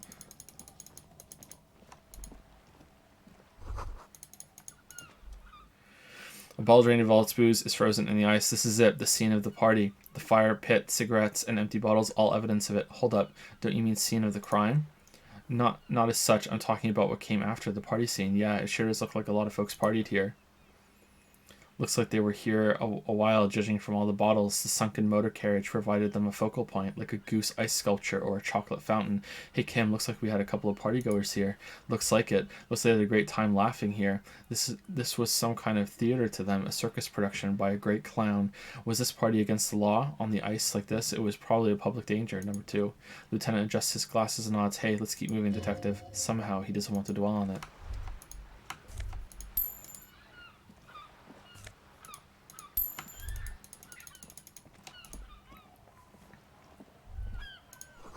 The ice just off the coast crackles, shifting. Sunken motor carriage. A banged up motor carriage lies half submerged in the icy water, slowly sinking into the Insulidian Ocean. Only the cabin top, rear wheels, and the engine remain visible. It must be cold and lonely down there in the icy water. Remember the tire tracks in Martinez? This is where they were leading. So this is where all the tracks were leading to. It appears to be so. Lieutenant has a peculiar look in his eyes as he inspects the wreckage. Let's investigate. I agree, Lieutenant replies. His eyes never leave the sunken vehicle. We should definitely investigate. You get a sudden sinking feeling. Stomach acid comes up as you look at the motor carriage in the deep, dark, cold water. Run your hand over the cold metal. What is the make of the MC? Can I see a logo? How long has it been here? Well. Looks like Jacob Ear's journey came to an abrupt end here. What? What should we do? Run your hand over the cold metal. The motor carriage is properly stuck in the ice. Getting it out would require a team of specialists. What does the make of the MC? Can I see a logo? The logo is too deep in the murky water. You can't make it out, but you do see a monkfish float by. How long has it been here? The ice hasn't closed around the vehicle yet. He leans forward to peek into the ice into the cold water. My guess has been here since last Saturday or Sunday. All right, the estimate is correct. The incident probably occurred on Sunday evening. Well. Your mocking tone finds no response but the motion of the waves. Did you say something, Lieutenant? Yes, rub your chin. Crazy recklessness. Yet another case of the engine displacement triumphing over the driver's IQ. Did you say something, Lieutenant? I did not. What the fuck? He gives you a blank stare. I don't know what that refers to. What should we do? Let's wait for the low tide and see what's inside. Great idea. Then we can get the things inside. The Joyrider must have left something good inside. Guns, papers, maybe a cool jacket. A Joyrider jacket? I'm pretty sure we did this. A Joyrider jacket? You feel a strange connection to this Joyrider. Maybe he's from some kind of Joyriders district and likes blue and white racing livery like a cop would. How long will it take for low tide to come in? I don't know. About an hour or 2 tops. Sit on the swing and wait for the tide to recede.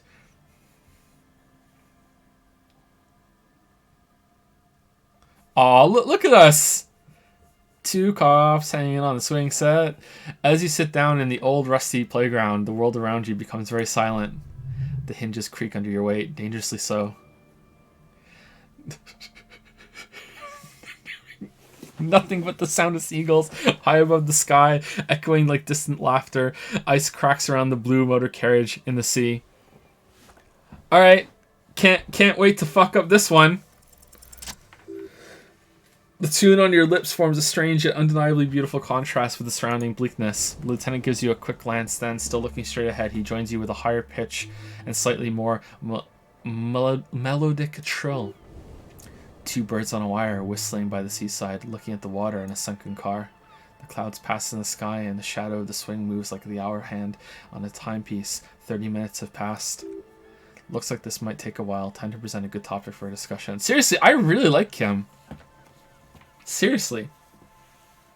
So is your dad also, you know, point to your eyes? Oh my.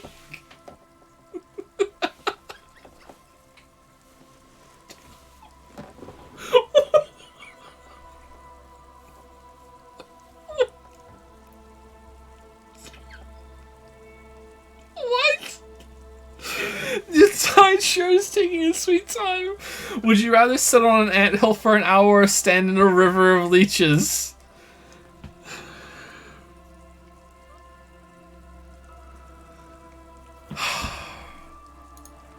Well, Lieutenant rubs his chin. Historically, leeches have been used to prevent and even cure many ailments.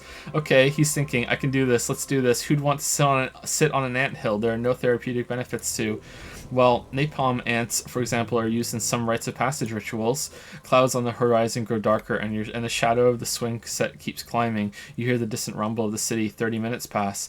If you have to side with either the strikers or the shipping company, who would you choose? Do you think I will ever find my gun? Man, this is taking a long time. Number one. Luckily, I am already a member of an independent organization and therefore do not have to choose between a rock and a hard place. But if someone puts a gun to your head, I guess that's just your way of saying you'd side with the company. I understand. You're saying you're siding with the union. Gun to your head. Your voices echo in the water, strange and out of place in the environment. 30 more minutes pass. Can you make out the mark now? Squint your eyes and say, is that a number on the side? Proceed. Yes, 41. Oh no. Oh, he's like sitting on the swing, going back and forth, like, huh, I wonder who did this.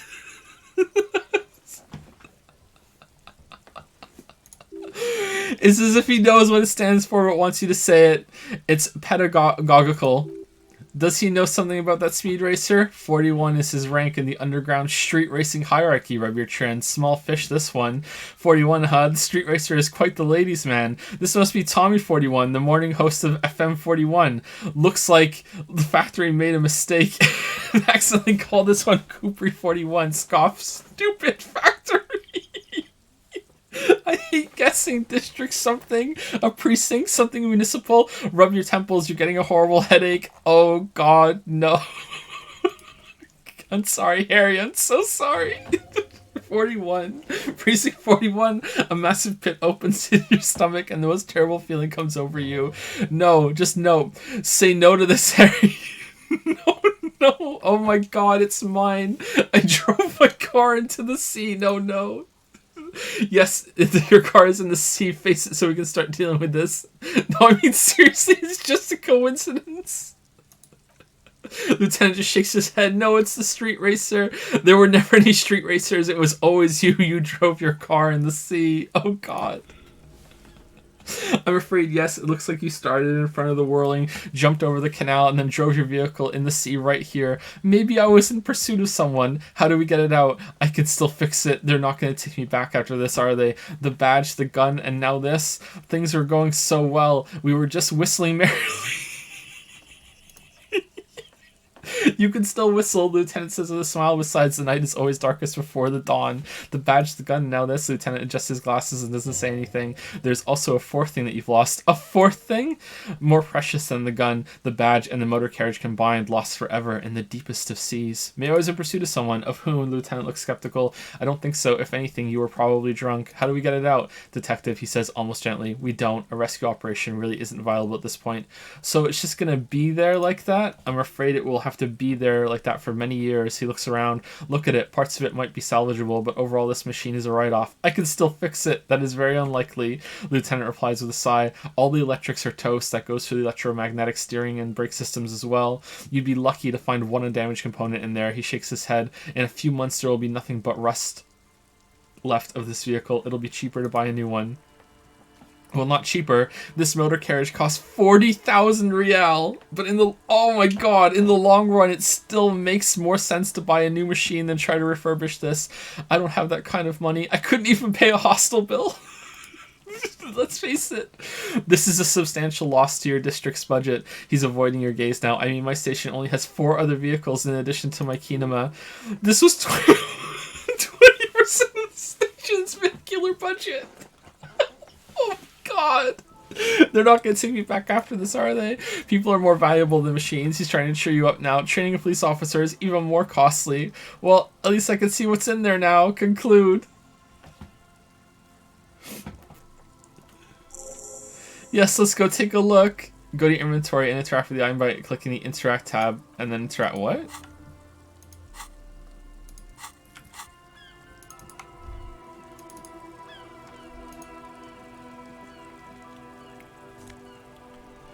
RCM. Oh, we got our badge. And we got our RCM commander's. We are a commander?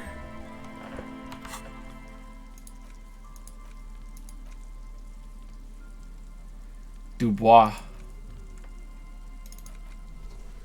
So, Esprit de Corps and Shivers, or Esprit de Corps and Visual Calculus.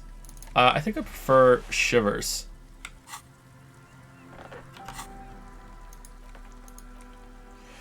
Thick blue piece of acrylic covering a thin leaf of paper with your officer's name and rank on it. Next to the writing, you see a man stare back at you. A younger version of you, already disintegrating inside, but still presentable on the outside.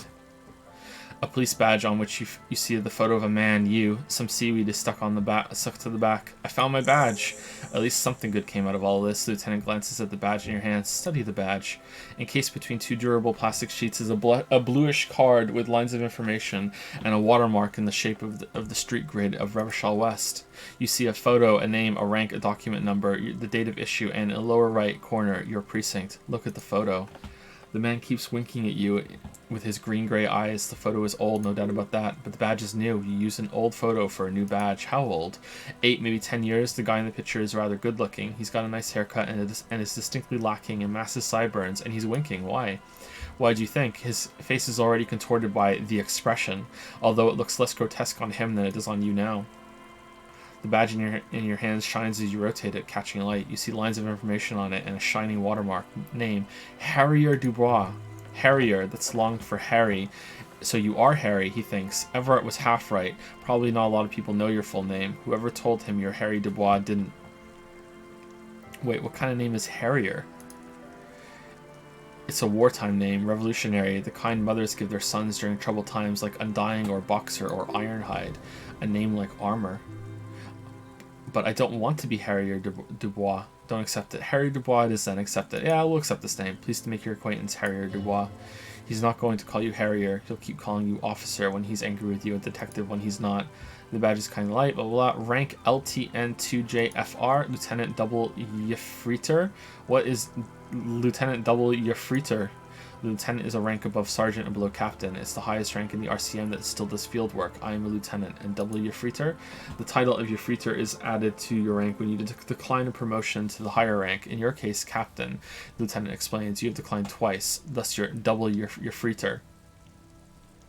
Declined. There are many reasons one would do this. The rank above you in your precinct's decomptage might be taken, or sometimes promote officers do not want to replace their superiors out of respect. And sometimes, he continues, they just prefer the type of work available to their current rank, in your case, Lieutenant. Heavy-duty case-solving machine. What's decomptage? Decomptage is a hierarchical system applied by the Revachol Citizens Militia. It means counting down to 2s. Countdown is modeled after the dual leadership system employed by the left during the Revolution, which in turn was developed by last-century experimental psychologists in the University of Königstein. Königstein. The lowest rank is junior officer, usually teenagers. Then there are the patrol officers and sergeants, lieutenants, and then the captain. That's basically it, except for a few kinks. What kinks? Kinks like satellite officers and the additional Jefreiter rank I already explained. The long and short of it is, you're his superior. Wait, satellite officers? So you've been putting up with all my bullshit because I'm your superior? So you've been putting up with me because we're of the same rank? Thanks for explaining all this. No, we're this... Wait, satellite officers? You were given the title of satellite officer if your partner is quickly promoted through the ranks and you rise with him. You don't seem to be a satellite. So you've been putting up with me because we're of the same rank? No, I've been putting up with you because despite my unconventional approach, you're doing good police work. Or unconventional approach. It matters more than driving your motor carriage into the sea. He smiles encouragingly, and now we've even found your badge. He trusts you for now. Try not to spoil it. I thought my rank was drunk. Yes, apparently you've had a rather successful career in the past, and he pauses to examine you. This leads me to believe maybe your current situation is only temporary. Thanks, that gives me hope. I'm afraid there are no ex-alcoholics. I don't want to get better. I want to get worse. Thanks, that gives me hope. Good, he says with a quick smile. Turn back to the document. Serial, REV, blah, blah, blah, blah. That's just a serial number, Revachol Jamrock, Precinct 41, with some numbers thrown in there for good measure. The numbers are not there for good measure. They have an administrative purpose, one that's unfortunately been erased from your memory. Date of issue, 7th of November, 50. 4 months ago. I'm guessing that's when you were promoted to the rank of Lieutenant Double Jefreiter. A new badge usually comes with a new rank. You seem to have been doing well then. You're probably sure you weren't doing well, but better? Probably yes. A lot can happen in 4 months, especially in winter. The winters are never easy on you, of that you are sure. Precinct 41. Yes, it's the designation of your precinct. 41, like mine says 57. The 57th is mostly industrial harbor, a lot of asphalt. The 41st is, he stops, what? It's a tough station to work in. You have all of Jamrock to cover. That district should have been 3 precincts, but money is what it is. It's no wonder you are like you are, he thinks. But then again, a faint smile. It's a legendary district and a hell of a station too. It must be an honor and a curse to work with people like Price McCoy, Berdieveva, Roberts, Feuerbach, Demetri. Suddenly names from your decomptage flash in your forebrain. Ooh. Put the badge away. Alright, nice. We finally found it.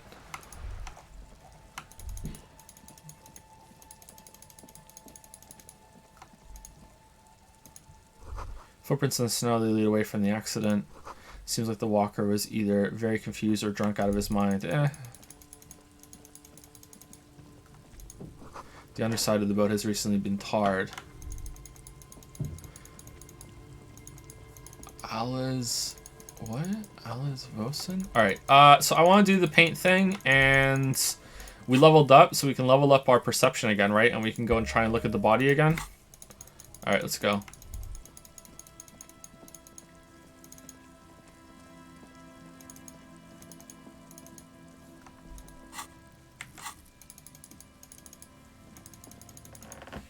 Also, we can probably talk to those cops in the Whirling in Rags foyer now that we have our ID. Maybe they'll talk to us. Last try. What do you mean last try?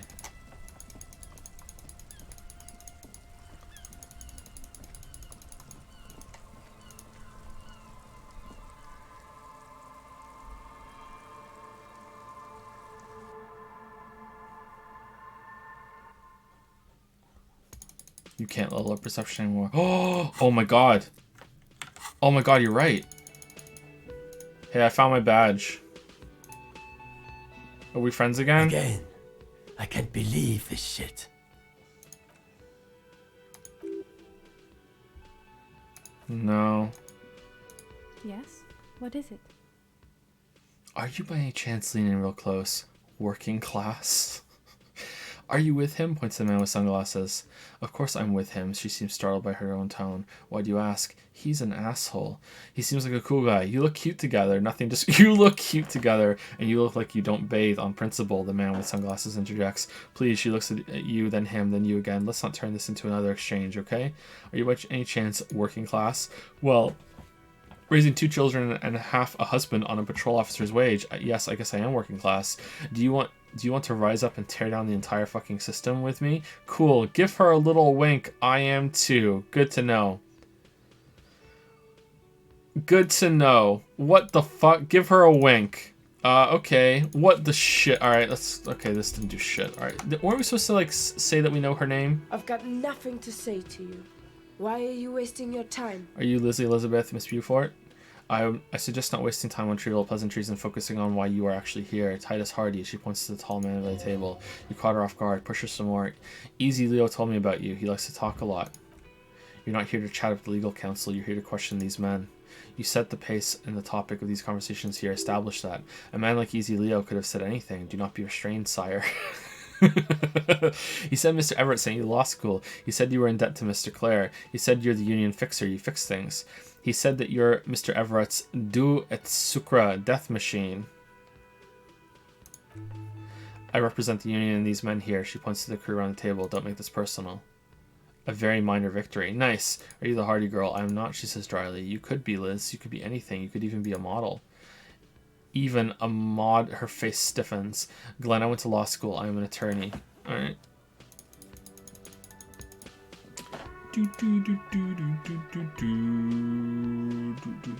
How many more times will he miss the window? What window? What are we talking about? Oh, we're supposed to talk to the chef about the stew as well.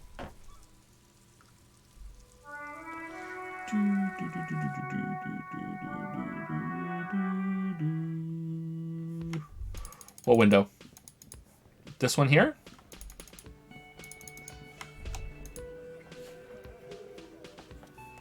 Behind the dock workers, the ceiling height window, the hawthorn branches scrape the glass like bony fingers. Could I have always inspected this, or was it because I got my perception eye? You see 2, maybe 3 bushes grown into a single thicket over a period of circa 50 years ago. It takes time for a hedge like that to form. Squint. There's a little side panel up there to let some air in. No need to open it in spring. It's still too cold outside. All right. Mysterious door scene. Really? We get double 6s on that? There's a yellow ribbon tied to one of the branches, light yellow, faded with time, a tiny splash of color in the blackness of the thicket, hanging from it, a bronze key. Someone hid the key in the bush and attached the yellow ribbon to make it easier to find. It's close enough to latch up there. One can slide it open and just take it. Surely not coincidence. Someone's hid a key in the bush, point at the window. Huh? The big guy looks behind him. I need you guys to hand the key to me. Can you let me slide by so I can grab the thing? Titus, can you hand the key to me, please? Can you slide by so I can grab the thing? I know about that. The tattooed man yawns and settles more comfortably on the bench. I'm comfortable here. I don't think any sliding would really help right now. Sorry, fucko. Looks like you're gonna have to go bush diving. Good luck with that. The hawthorn's got a bitch to bite. Bitch of a bite. I'm gonna enjoy the sight of you in the bushes out there. With a loud thud, the old man stands up, pushes the window open, grabs the key from the hawthorn bridge, slide across the table to you. Take the key.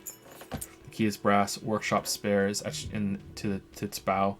The old man closes the window and sits back down in silence. Come on, man. We were just having some fun. Where's the harm in it? I'm tired of listening to your shit. Thank you, not the old man. Does anyone know why this key was hanging out right outside the union box window? Look at the key in your hand. I wonder what doors does it open? Thank you, not the old man. Don't thank me. The old man takes out his pack of chewing tobacco. I don't give 2 shits about your key.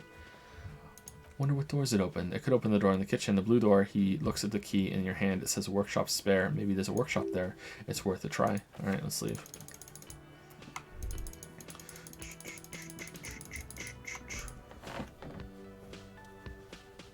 You're friends with Manana. Is that true?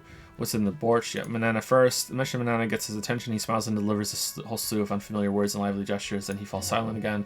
They're friends. What's in the borscht you're making there? The man says a couple of sentences in a strange language of his and then seems to wait for you to speak. I'm pretty sure he asks you a question. He doesn't know your language. You can just say something cool in return. Yes, nod. No, shake your head. Mercury rising. Run your fingers through your hair. Sorry. The man looks at you, then the soup. His face lightens up. He picks up a bottle from the shelf. Barsk, need more vodka? Okay, so it's vodka that keeps the men happy and in good spirits. He nods. Clever move by the union. Of course, vodka. Now that it makes it a very, very special borscht indeed. Turn it up and then ask for some yourself. Turning it up seems like a dangerous idea, honestly. The place is a powder keg. Yes, nod and turn your fingers clockwise. Turn the vodka up. No vodka. Turn your fingers counterclockwise. Cut it. I'll leave the cooking to you. Shrug. I had business. The cook gives you a long inspecting look, then shrugs too and seems to wait for you to speak. Alright, leave. Alright, so we solved that mystery. Nice. Painted blue. Try the workshop's working on the door. The key fits the dimple lock. It takes a bit of effort to turn after all these years, but then the lock clicks. Dust rises before you like mist. A tomb haunted by regal spirits from distant ages. No. Smells like engine grease and cut wood. A workshop.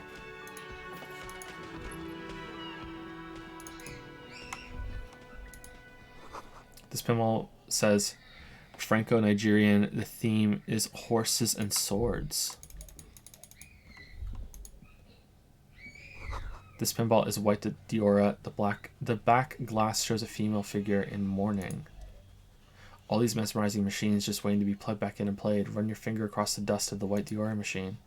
Feels like it might jump back to life any moment. The lights illuminating the white-robed woman. What's white Diora? How about we fire one of these bad boys up and play some ball? Some kind of, he looks around thinking, inane pinball theme, probably related to Messenia during the DeLorean age. The history themes are the worst. Diora was one of the 3 crown cities of the DeLorean era on the Mundi Isola, the other being Ria, Silvia, and Advis, whatever. The theme is all about early airships and beautiful, sad, poor laden women. It's quite nice, actually. Lieutenant Grimace is looking at the machines. How about we fire one of these bad boys up? Sounds like you don't enjoy pinball, Kim. No, I love it. I love pinball. Who doesn't love pinball? Let's move on. What about the other one? The Franco-Nigerian ball. Want to play that? No. How about we fire that one up? You can't fire them up. They're broken. Only that one machine in the main hall works. The Royalist pinball. He looks away. What a dumb name, Royalist pinball. If they weren't broken, he would kick one of these machines about now. Think. Kim Kitsuragi. Kim Kitsuragi.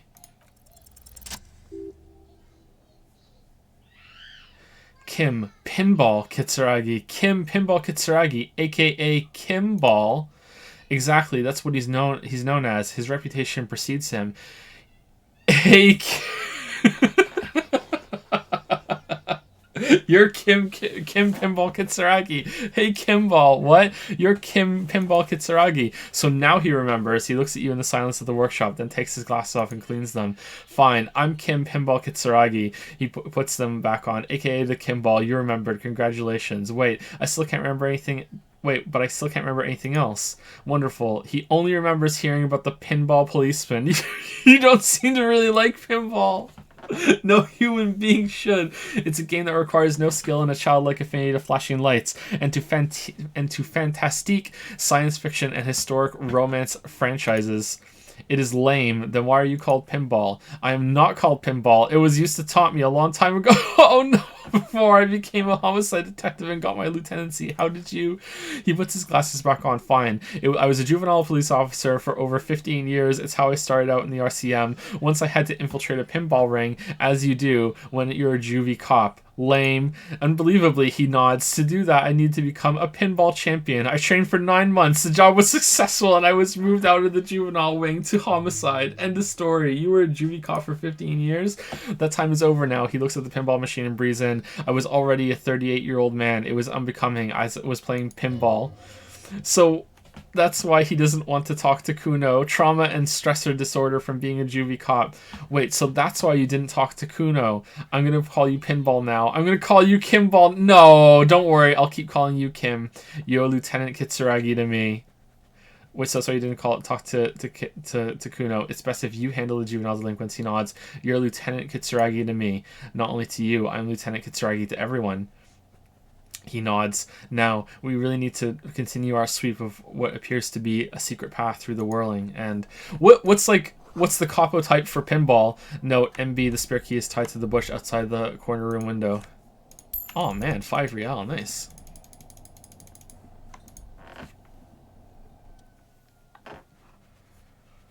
The small elevator is dimly lit by a bulb that's been glowing for ages. The lattice cage is open, inviting you to step inside. Look in. Smells of nugget and sweet. Your head brushes again up against the ceiling. There is a control panel to your right, and just enough room for 2 people to fit in. Is this going to lead up to the roof? The maintenance card under the control panel reads: Last maintenance 10 July 88. Look at the elevator controls. There are large rectangular buttons, monter, descendre, and an international call for emergency assistance. That third one appears to be broken. A small steel plaque reads Halter 800. Halter is a Konigsteiner lift company who went out of business a long time ago. It says the last maintenance was in 88.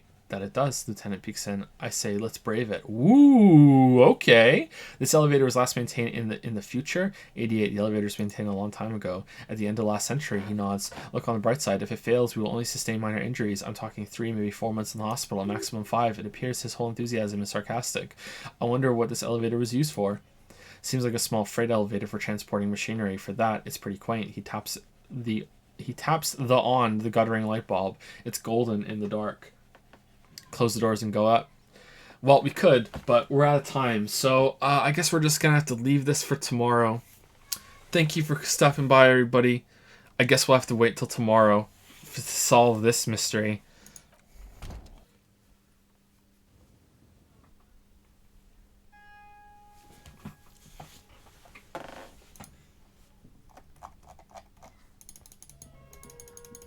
Yeah, so it leads up here to the store. Okay, cool.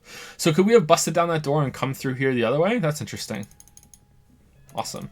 Okay, so we will continue this tomorrow. We'll go inspect the body or whatever. So, yep, that's it. We're out of time. We're already 5 minutes over. Before I go, thank you, Top Lolly, for 100 bits. Take a mil off the Ayaya fund, you coward. No. Puckered Starfish has used 101 bits. Add 2 million to the Ayaya fund. No. No, I will not tamper with the Ayaya fund. And remember, on the 29th, that's what I said, right? The 29th. It was a Wednesday. It's important that it's a Wednesday. Where is it? Yeah, so on the 29th, Ayaya double cost, all right? On the 29th, if it's excuse me, if you have an Ayaya to spend, it's 20,000, but it takes off 40,000. What about the Ayaya for today? That's just a regular one. Why did you waste your Ayaya coins? I don't know why you would do that. That's what we're doing. And also, there's no stream on the 22nd. There is a stream tomorrow, but there's no stream on the 22nd because I need to take one of the kids to get some vaccinations. Thank you, Oko-san, for the new sub Prime. Thank you very much. Welcome to Prime Time. Welcome to the Pickle Jar. Thank you, Enyo, for the 9-month resub. Thank you very much for not making a pregnancy pun with your 9-month resub. Thank you, Enyo. Thank you, Color Plant, for the 11-month resub. Unfamiliar word. Oh, no. Why would you do this to me? No, Color Plant, why? No, I thought we were friends. No. And Pucker Starfish uses more bits. Someone mentioned art. For doing the art thing, or is there fan art that I missed?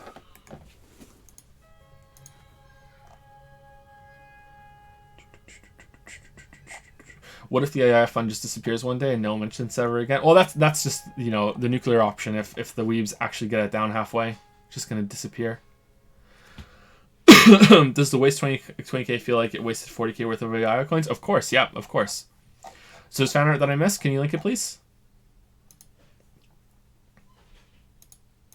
I see it now. Thank you. Sorry I didn't see it before.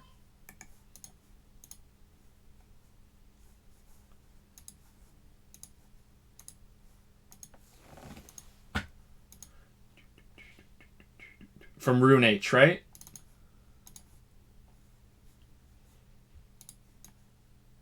Oh, there's so much stuff on the screen now with all the different ones.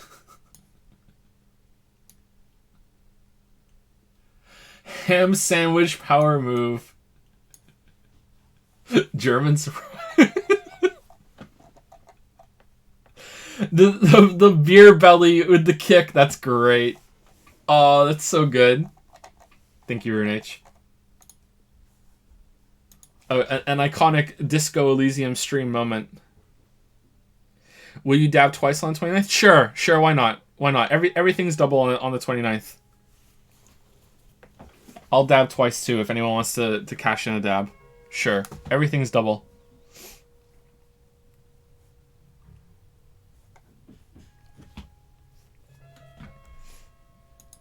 Why 29th though? Because I want it to be on I would do it on the 22nd, but I want it to be a Wednesday.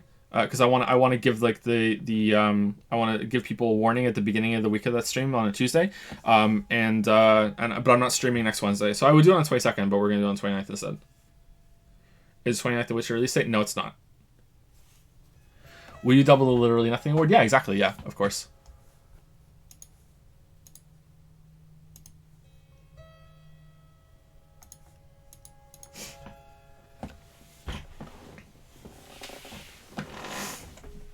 Times 2 for nothing. did the Yaya cost? Oh, okay, sorry. Sorry, Assistant Weeby and Absolute Dreamer. I was just going to leave yours and not redeem them until the 29th, so you get double, but now that you're asking me to do it right now, okay, I'll do it right now. Sorry.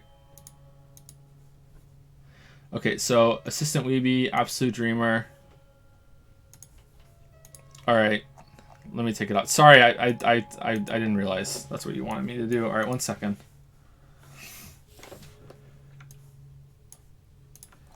Alright, there were 2 of you, right? Alright, let's take it down.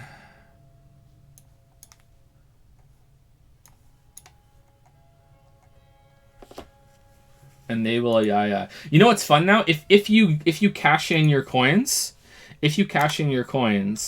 at any point over the next, like before the 29th, it's kind of like you're getting an Ayaya refund and you're also using 20k on literally nothing at all at the same time. So I just want to congratulate Assistant Weeby specifically for spending 20k on literally nothing instead of Ayaya. Congratulations, Assistant Weeby, for joining that rare few proud group. I just want to say congratulations too, because I just heard in the hallway.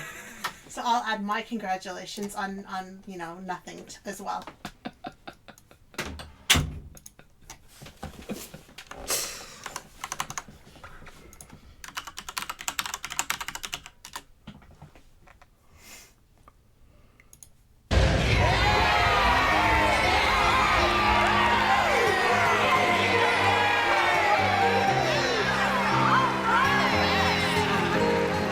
Weeby will know what this is. Congratulations! Congratulations! Congratulations! Congratulations! Congratulations! Congratulations! Congratulations! Congratulations! Congratulations!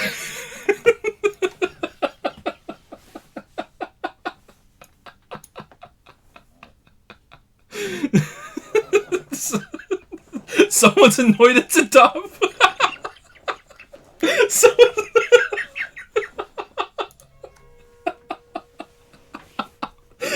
Someone's annoyed. Oh. Fucker Starfish, she's on her wrist. Why does Joe's logic feel like Genie wishes? Because this is just a joke that I can run into the ground forever. Because they're never ever gonna get enough coins to do it. So it's hilarious to me. All right, I think that's everything. I think I covered everything. 1 second, let me double check. Oh no, someone requested. Okay, is Puckered Starfish still here? Puckered Starfish just gained some bits. Puckered Starfish, are you still here? And also Soft Lump. Is Soft Lump still here? Are Soft Lump and Puckered Starfish still here? Okay, Puckered Starfish, who you redeemed a best girl waifu on stream. Who is your waifu?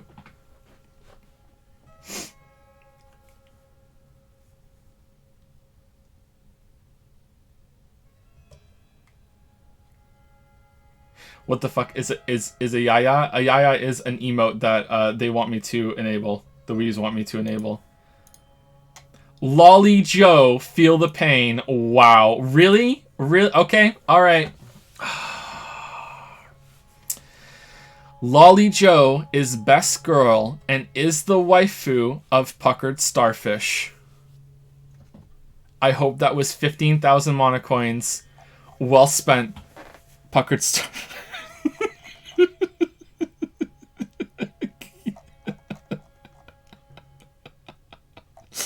And is Soft Lump here? Because if Soft Lump's not here, then I'll read the dad joke book tomorrow when Soft Lump is around. I don't know when Soft Lump redeemed this.